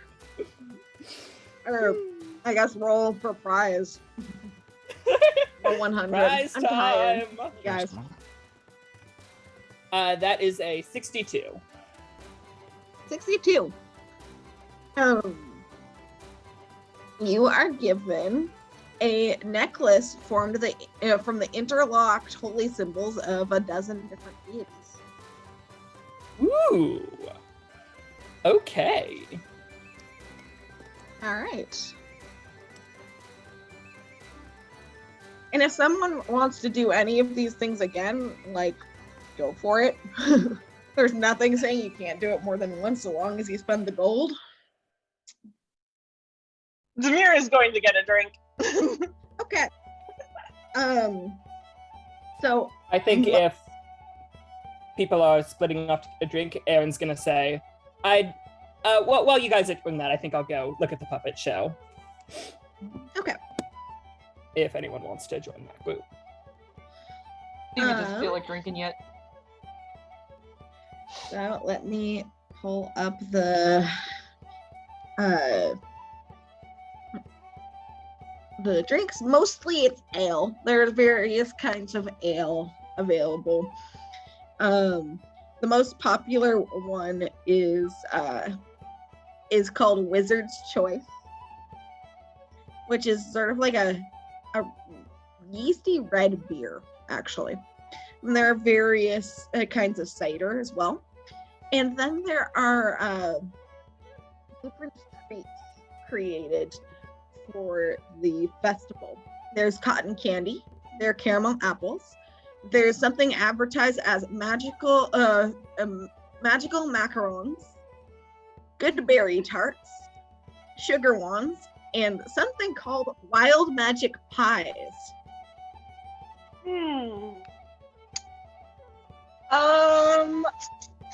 I mean, Demir is going to get whatever is strong, a strong ale. Okay. And I kind of want to try one of those wild magic pies. So strongest ale, is 9 copper pieces, and it's called Bitter Black. Tobias will buy it. Thank you. Black and bitter like my soul. Yeah. It has a dark color and like thick head of deep brown foam. I will take it. Okay. And then the wild magic pies. It's 4 gold pieces and it's a chicken pot pie. Aww. And do you eat it? Yeah. I'd like you to roll a D100. Oh boy. Oh boy. Oh boy. Oh boy. Oh boy. Okay. Tobias will That also is- buy the pie for her as well. Oh, thank you. That's an 82. 82. All right. So, what's your spell save DC? Oh boy. Uh-oh. It is 16. 16. Please make a wisdom saving throw. Oh boy. Oh my god. That is a actually not bad. I think that's a 30 20. Okay. You can feel the kind of magic tingling in your system, but nothing happens. Ooh. You would have turned into a giant rabbit. Disappointing. I wish I could have failed. Did Demir just ingest distilled wild magic? Yes. God, I got up Anyone for a else moment because I was being yelled out. want a wild magic chicken pot pie? I do. All right. Chicken pot pie, 4 gold pieces. Then roll a how many? D100. I didn't hear it right. How many gold pieces? 4. 4? Cool. And then you roll a D100. Dope. Here we go.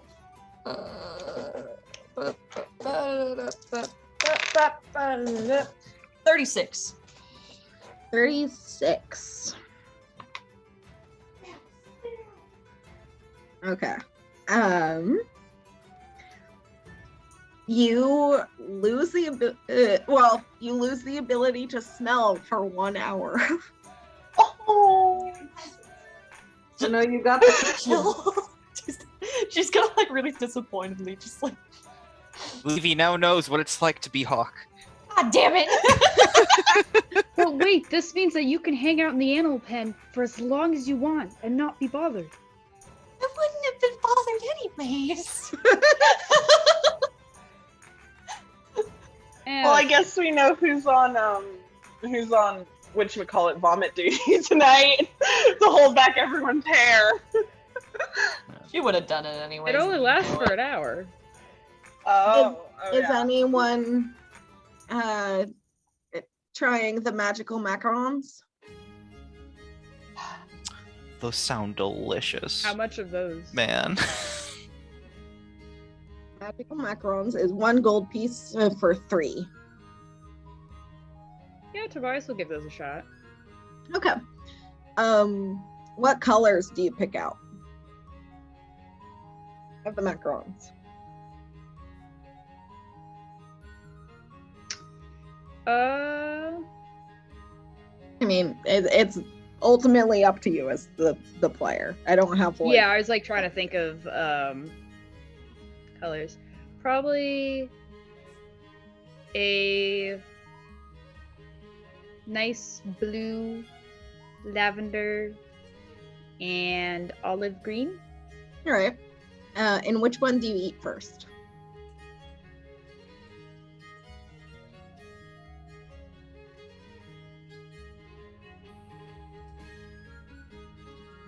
Which one do you eat first? We can't hear you. What the fuck? There we go. Now we can hear you. What? I think it was lag. It might have been lag. Maybe. But anyway, we can I hear said you the now. green one. The green one. Okay. Yes. So just quickly roll a d4.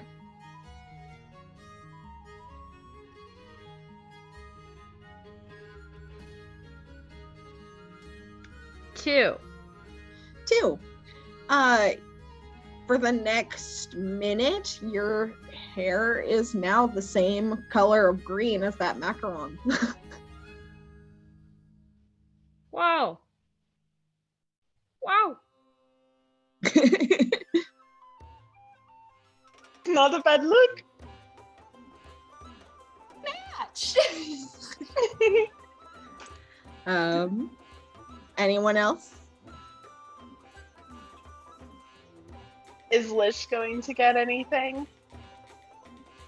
Lish is kind of looking at the options a little dubiously. Looks at the cotton candy like, maybe. I'm getting him a cotton candy. Okay. Cotton candy is 1 silver piece. Watch All this right. stand be secretly run by Faye. That's various stands. That's various stands. Like, Watch them all be secretly run by Faye. I give him the cotton candy. Okay. I'm like, yeah, tastes like cotton candy. Kind Soft as fluffy. The pixies are pretty into it. of pixies like the sugar. Yeah. It's more tolerable to him than other foods that he's had. I'm gonna roll a something. All right. I don't have any D2s in here. Somebody flip a coin. Avery, you got it flat, don't you? yeah, hang on. You can also do it in the as a dice bot in the chat. Got a 1. Was that heads or tails? Tails. Heads he liked it, tails he didn't like it. So Oh. he doesn't like it that much. I think the flavoring is a little questionable. Maybe it's like the blue kind of cotton candy that just tastes like a color instead of sugar. Mm. It's like sweet. Well- I mean, it's okay, but he's not in love. It's not your Lish- vibe. Lish pulls a face with it, and Jameer's like, okay, and she just like hands half of it to Levy. So Right, that, pick- or well, actually tears it into thirds so that Toby and Levy can both have some. Bright Mellow's like body is like half off of Lish's head, trying to reach for the cotton candy. Like, no. Jameer will give a little bit of her cotton candy to the pixies, a little bit for each of them.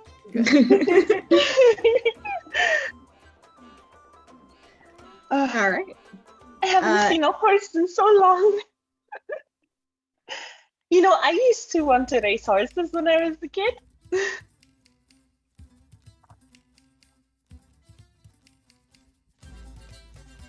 One Really? time I even. What makes you interested in doing that? Oh, well, when I was a kid, my dad used to take me down to see the horse races, and he would give me a gold coin and let me bet on any horse I wanted to. And of course, he pocketed the winnings afterwards if my horse won. But I always got a little treat at the market if I bet right. And I used to beg and beg my parents to let me have a horse. And they never did, which was probably smart of them. But one time when I was a kid, there was a stable boy at the royal stables who had a really big crush on me. So every time we went down to the horse races, I would get to hang out with him a little bit, and sometimes he would let me in to ride the horses. So one day I got it in my head that if I could just convince my parents that I was going to be a good horse racer, that they would let me get my own horse and they would let me participate in the races. So I convinced this poor boy to let me ride one in the race. And well, it didn't work out so well. My dress got caught on the gate, and the horse and I took a tumble. That's how I got scar on my back. My mom was furious. And that about ended my access to the stable, unless my brother-in-law took me. But it was fun for a time.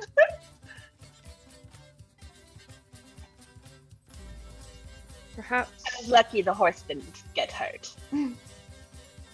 that is very lucky, yes, and I'm glad that you weren't hurt that badly, or at least not hurt worse than you were after it occurred. Perhaps in the future, maybe if we find a stable, we can convince one of the farmers to let you ride one of their horses for a little bit. By my own horse.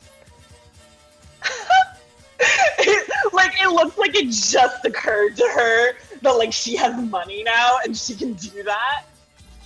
I could get my own horse. Oh, we must find a stable.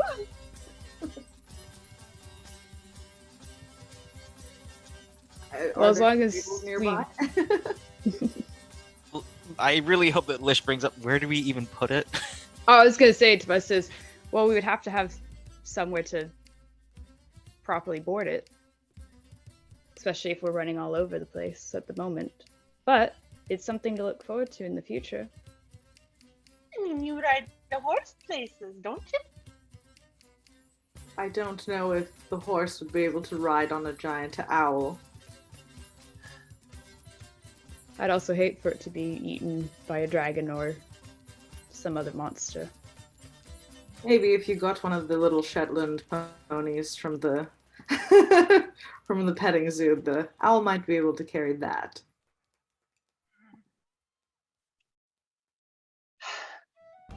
I want a racehorse. Zamir just kind of stares, like, just into the middle distance. Like, one day. One day. It's Also, never... I got quite the beating afterwards. I learned my lessons very well. No one would touch you like that now. I'm sorry that you had to go through that, but Lish is right. No one would dare harm you now like that. I very much deserved it. No, you didn't. No child deserves to get beaten for curiosity. Even I know that much. It was not curiosity. It was very much trouble.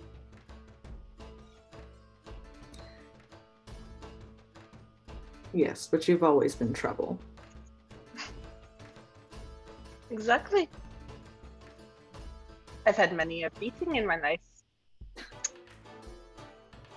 Anyway, what is the stupidest thing you've ever done? Aside from going out adventuring, which we all know is very stupid.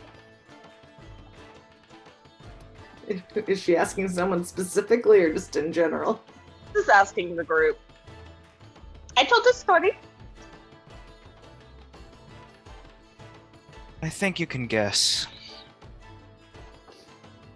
No, please do tell. I've already spoken up about it several times by now. There are several things.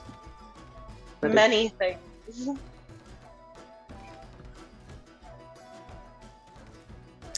Well, I hate to bring up what happened before we entered the Shiver Peaks again, but it was definitely that.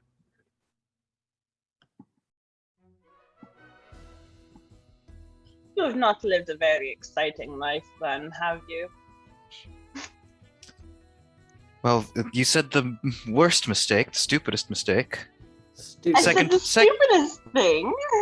Yes, that's the stupidest thing I've done. Second place would probably be accidentally shooting my mentor in the thigh, but that's another story. Ah. No, please share this one. Well, you see, if you've ever tried to train with a weapon, then you probably understand that it's not easy at first. Before I met Rosania, I had never handled a weapon in my life. My creator expressly forbid it. So when she started teaching me archery, my arm may have moved somewhere it shouldn't, and my hand might have slipped. She was not too happy about it. As you know, as anyone who was shot in the thigh would be. She didn't let me hear the end of it, of course. As she shouldn't. Oh, absolutely not. Thankfully, I'm a much more careful aim nowadays. I may miss, but at least I haven't missed to someone else's detriment yet.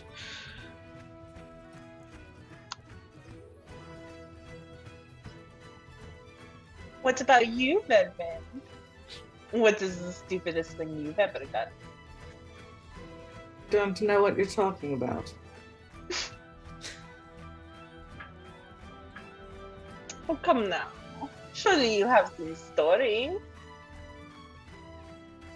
Others may call my decisions stupid, but they were the right choice in the moment. So you've never made a mistake then? I didn't say that.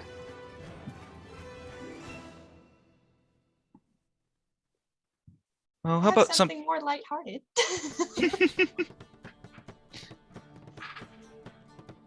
One time I got some flowers stuck in my nose because I was smelling them too hard. Oh no! Oh, I am so sorry. And then I cried when my little sister had to pull them out of my sinuses by the stems. Jesus. Oh no. Oh my god. You're using them as nasal swabs. Smell and then I snorfed it too hard. Levy, that's not how you do a COVID test. Like, for other kids, it's crayons. For Levy, it was flowers. I mean, I let's was be honest. for weeks. Let's be honest. It's Levy. Of course, it would be flowers. Oh man, Flowers on the brain. don't you? I think I just have flowers in my brain permanently now. It's fine though. Well, on the bright side, it must smell lovely. Oh my god. I stopped smelling it a long time ago. I sneezed for weeks.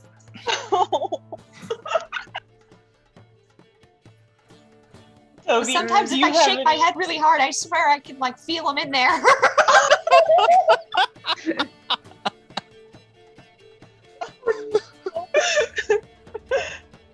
Perhaps we need to do a more thorough flower extraction, huh? No, it's kind of fun.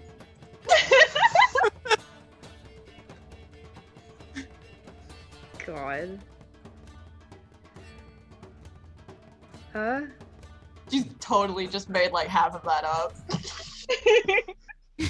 Good. Hawk's gonna take it at face Good. value, no roll required.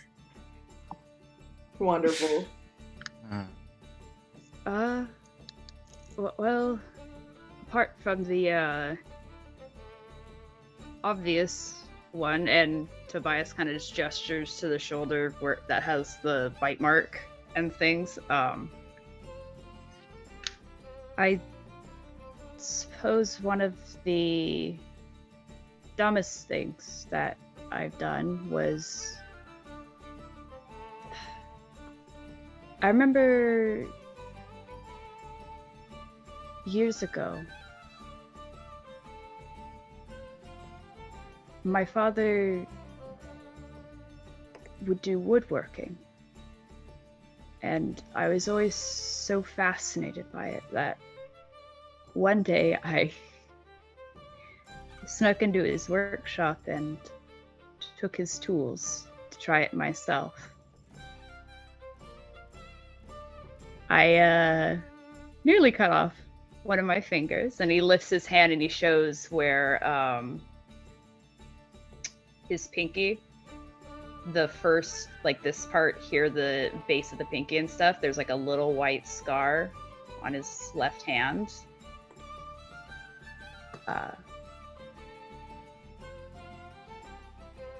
When he found out, definitely didn't like it. It was the most attention I had gotten from him, I think. But he made me stand out in the field all day. Levy's gonna kind of wrinkle her nose at that and reach out for Toby's hand and press like the softest fucking kiss to the scar. As he's saying this, his expression is an almost fond slash, like, he's reminiscing and stuff like, oh, the good old days kind of thing. As if he's like just talking about something casual or whatever.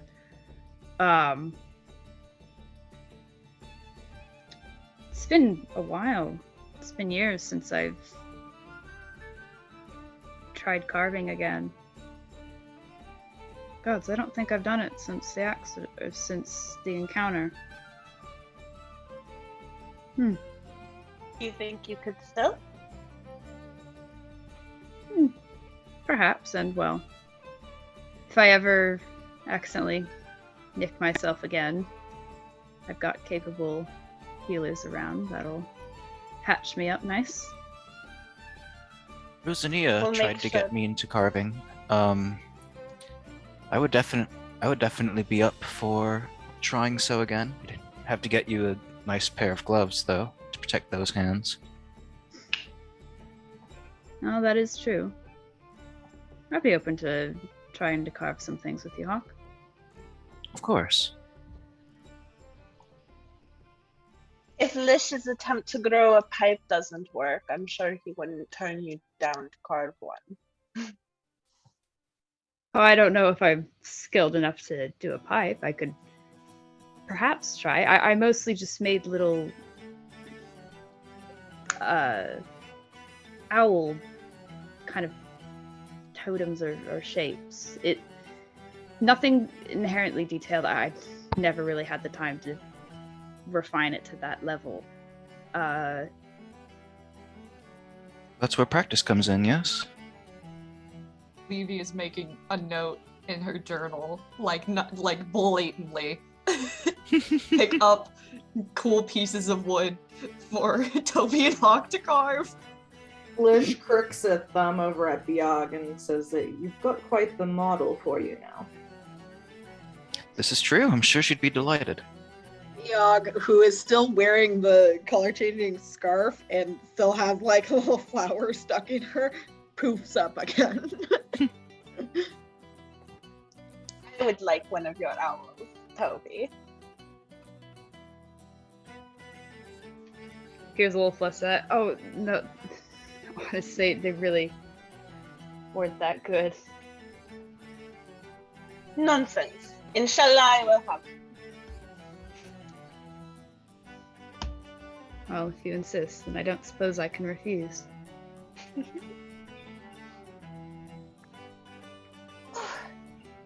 Well, where did Aaron run off to?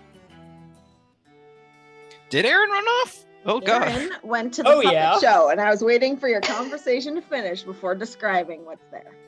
Uh-huh. Levy was That's a gonna go perfect with, but segue there then, was I would say. food.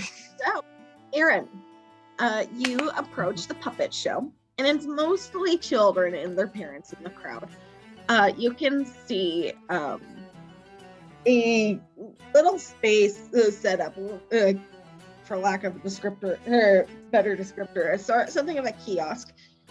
Behind it, there is a non-binary human with dark skin and a black afro who is doing a puppet show of a well-known fairy tale, The Little Human, which tells the story of a human who fell in love with a mermaid and makes a deal with the sea hag to turn into a merfolk to be with her, giving up her voice. And it turns out that the mermaid made a deal with the same sea hag to turn herself into a human in exchange for her hair in order to be with the human. It's a well-known but kind of tragic fairy tale, but you can see that the kids in the crowd are enraptured by this. A couple of them are holding prizes that they've won. One of them is holding a sandstone cat figurine, and another one is holding a stuffed owl bear toy.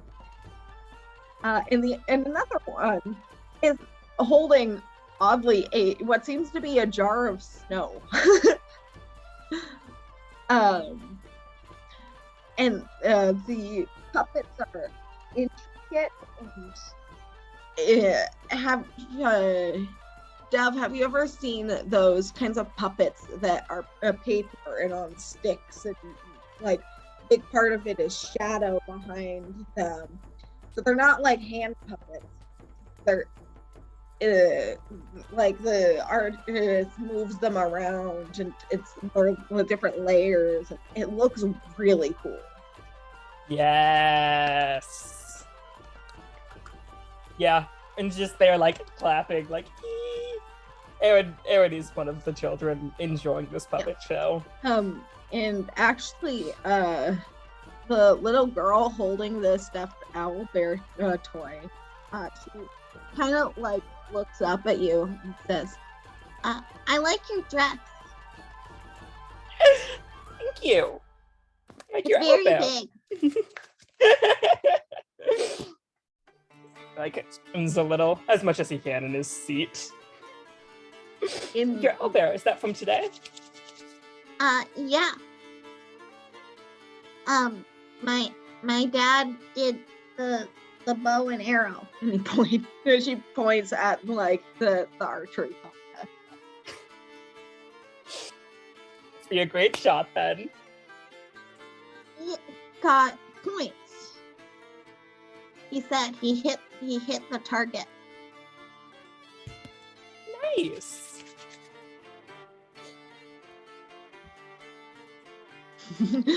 She like kind of looks at your dress for a minute more and then goes back to watching the puppet show, and she's kind of just like hugging her owl bear toy. Yes. Good.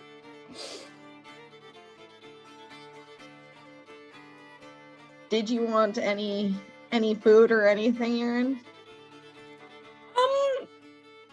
I think he'd get something. Yeah, I think he's starting to get hungry. So what do you get? There's cotton candy, caramel apples. There's the magical macarons, good berry tarts, something called sugar ones, and then the wild magic pies. I want to get a sugar wand. Okay. Yeah, 2 silver pieces, and they're essentially lollipops that are shaped like magic wands. That's adorable. All right. Yeah, he's just having fun. Yeah, hey, you eventually return to the rest of the group. There you are. Yes. Oh, the puppet show was so good. They had these like men, and they were like shadows, and they were moving them around, and it was really sad, but like really, really fun.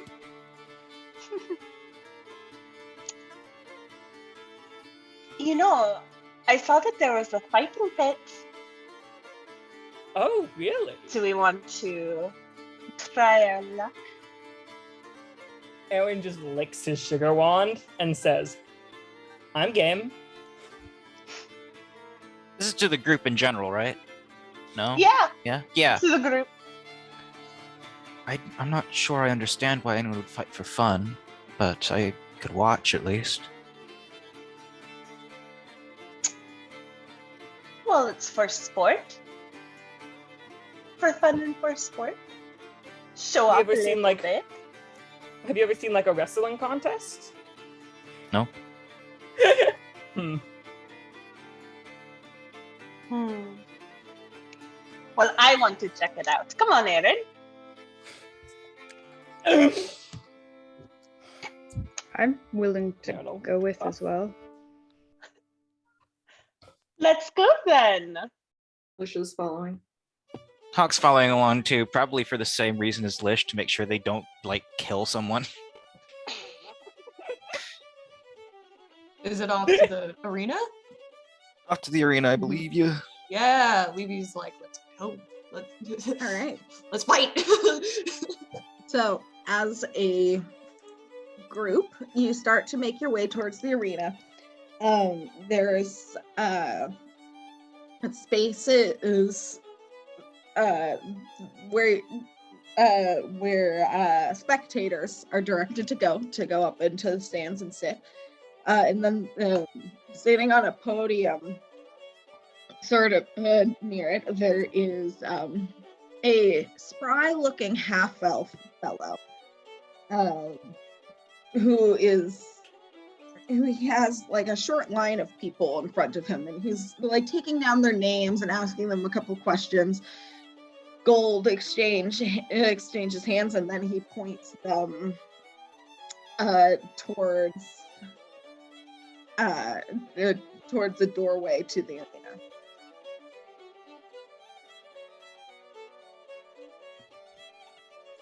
What do you do?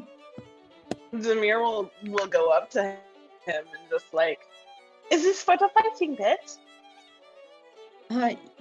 Yes, it is. So to enter, there's 10 gold piece minimum. You have to answer a couple questions on essentially where your skill level is.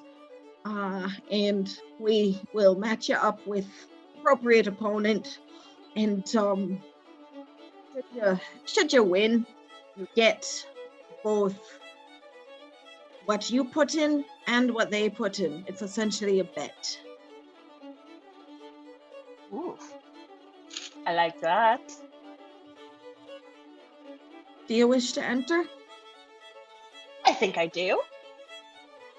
All right, 10 gold piece minimum. All right. I will. That's a platinum piece, yeah? Yes. I will give him a platinum. So you're only betting 10 gold on yourself? I mean, if that's the minimum. You know what? I'll put in 2 gold pieces. Why not?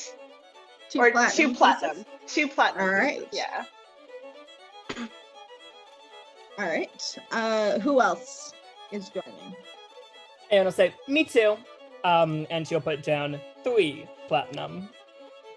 All right. Levy. 5 platinum. Fuck it. All right. Tobias, were you entering the contest? Yeah, he'll be willing to. He's only gonna put down the 1 plat or the 10 gold because he's like, I don't want to like overestimate myself. Okay. When Aaron sees Levy's bet, he's like, can I add these to mine? And he's gonna fork over 3 more platinum. So he's now at 6. Okay. Lish, were you planning on entering? Does he have to enter at the beginning of this, or can he wait and enter later? You can wait and enter later if you want to. Okay. He's gonna watch and see how things go. Huh. Is this like bets or entrance, or I zoned out again, I'm sorry. So there is a 10 gold piece minimum to enter the fight pit. There are healers along the side, because this is not a fight to the death, it's just fight to unconsciousness. And you're essentially betting on yourself. If you think you're going to do well, you'll probably get a higher bet, and if you win, you get both your money back and whatever your opponent put down for themselves. Okay. Hawk's not going to enter. He's not without persuasion anyway, but he doesn't want to enter, so he's gonna just take to the stands. Okay. Yeah, and the half elf explains once again that there are going to be healers on the side, just in case. You can use magic. Yeah, you can use magic. What sort of skill level would you say you have? Oh, What's your specialty? you know, it's an odd mishmash. I can do I'm going to do a little flourish of Eldritch Blast, just at a fucking bucket on the side, pooh. Person standing next to the bucket, Buddy. Okay. He kind of makes note of that. Kind of looks towards the rest of you.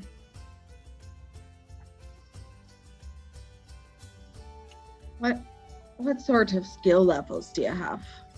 I can use a bow and a sword. Takes note. Looks towards Levy and Erin. You know?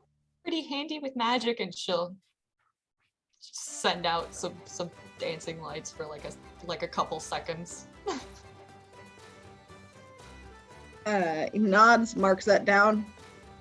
You? Aaron will pull out his instructs and said, I'm pretty good with this, I'd say. And how should we introduce you all in the arena? Everyone give yourself wrestler names. Do it. Well, I mean, we are the Wild Roses as a group. You won't be as a group. You'll be going on your own. Well, at the very least, what's your name and where are you from?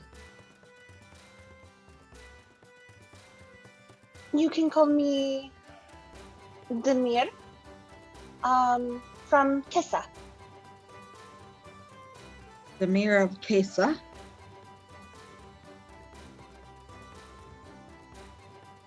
The rest of you?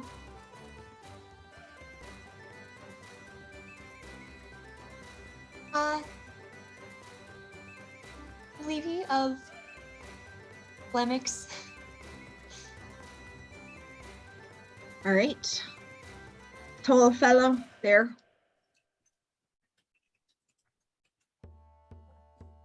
Tobias of Ostad.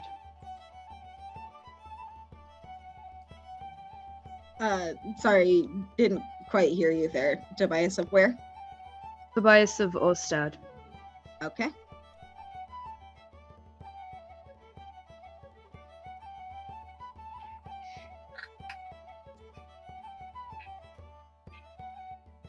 And it's just kind of looking at Erin and waiting.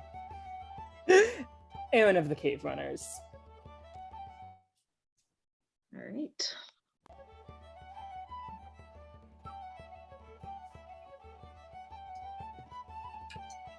All right, you four can head on in through that door there. Once you're in, you'll be able to find any costume wear you wish to put on. And then once your match is set up, your name will be called.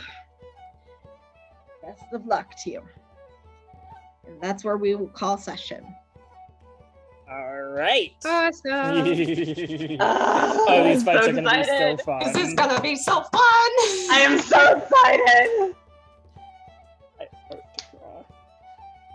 Finally, I get to set some bitches on fire for funsies. Yeah. I hope you guys are enjoying the festival. This was fun. Oh no, I Yeah, this has enjoy been great. exactly Fun. how much work you've put into this. It's amazing. Okay. This is You amazing. know what? Pretty You know what? good. I can't You wait know, for you know. blood sports next week. It's gonna be great. And then, of course, there's still the fortune teller, ale drinking contest, and pie eating contest. They're done. Mhm. And then the Festival part 2 next dancing. week, I'm sure. Oh, yeah. Yes. I am so excited. I'm gonna be honest, I just completely made up the Rosanea got shot in the thigh thing on the spot and rolled with it. That's how improv We're works. thinking of fire. It's improv. I have been waiting to tell that goddamn horse story for so goddamn long. Can you guess what the first thing Hunk's gonna do when he comes back as a paladin is? If he gets a fucking horse before Demir, she is going to kill him. Who said it's his horse? Demi already has a horse. Oh yeah, no, she just has to ask her husband nicely. She just has to ask nicely. Save He's a horse everything. fight A man, a mink, a horse. You know, I feel like she hasn't even considered the possibility of her husband turning into a horse. I can't wait for someone to point out that logic and she's just gonna be like, oh my god. My eyes have been opened to a new realm of possibility. The possibilities. I mean, Her his horse whole spin. vibe when she was talking about the ponies and other stuff was just like, there is a superior breed of horse out there. But like, what kind of horse is Lish? Oh, he's a Frisian. Fuck yes. Anyway, thank you for playing, guys. Our Thank pleasure, I'm you. sure. See you next Yes. time. Ew. Thank you. It's an exciting festival next week. Yes. Goodbye.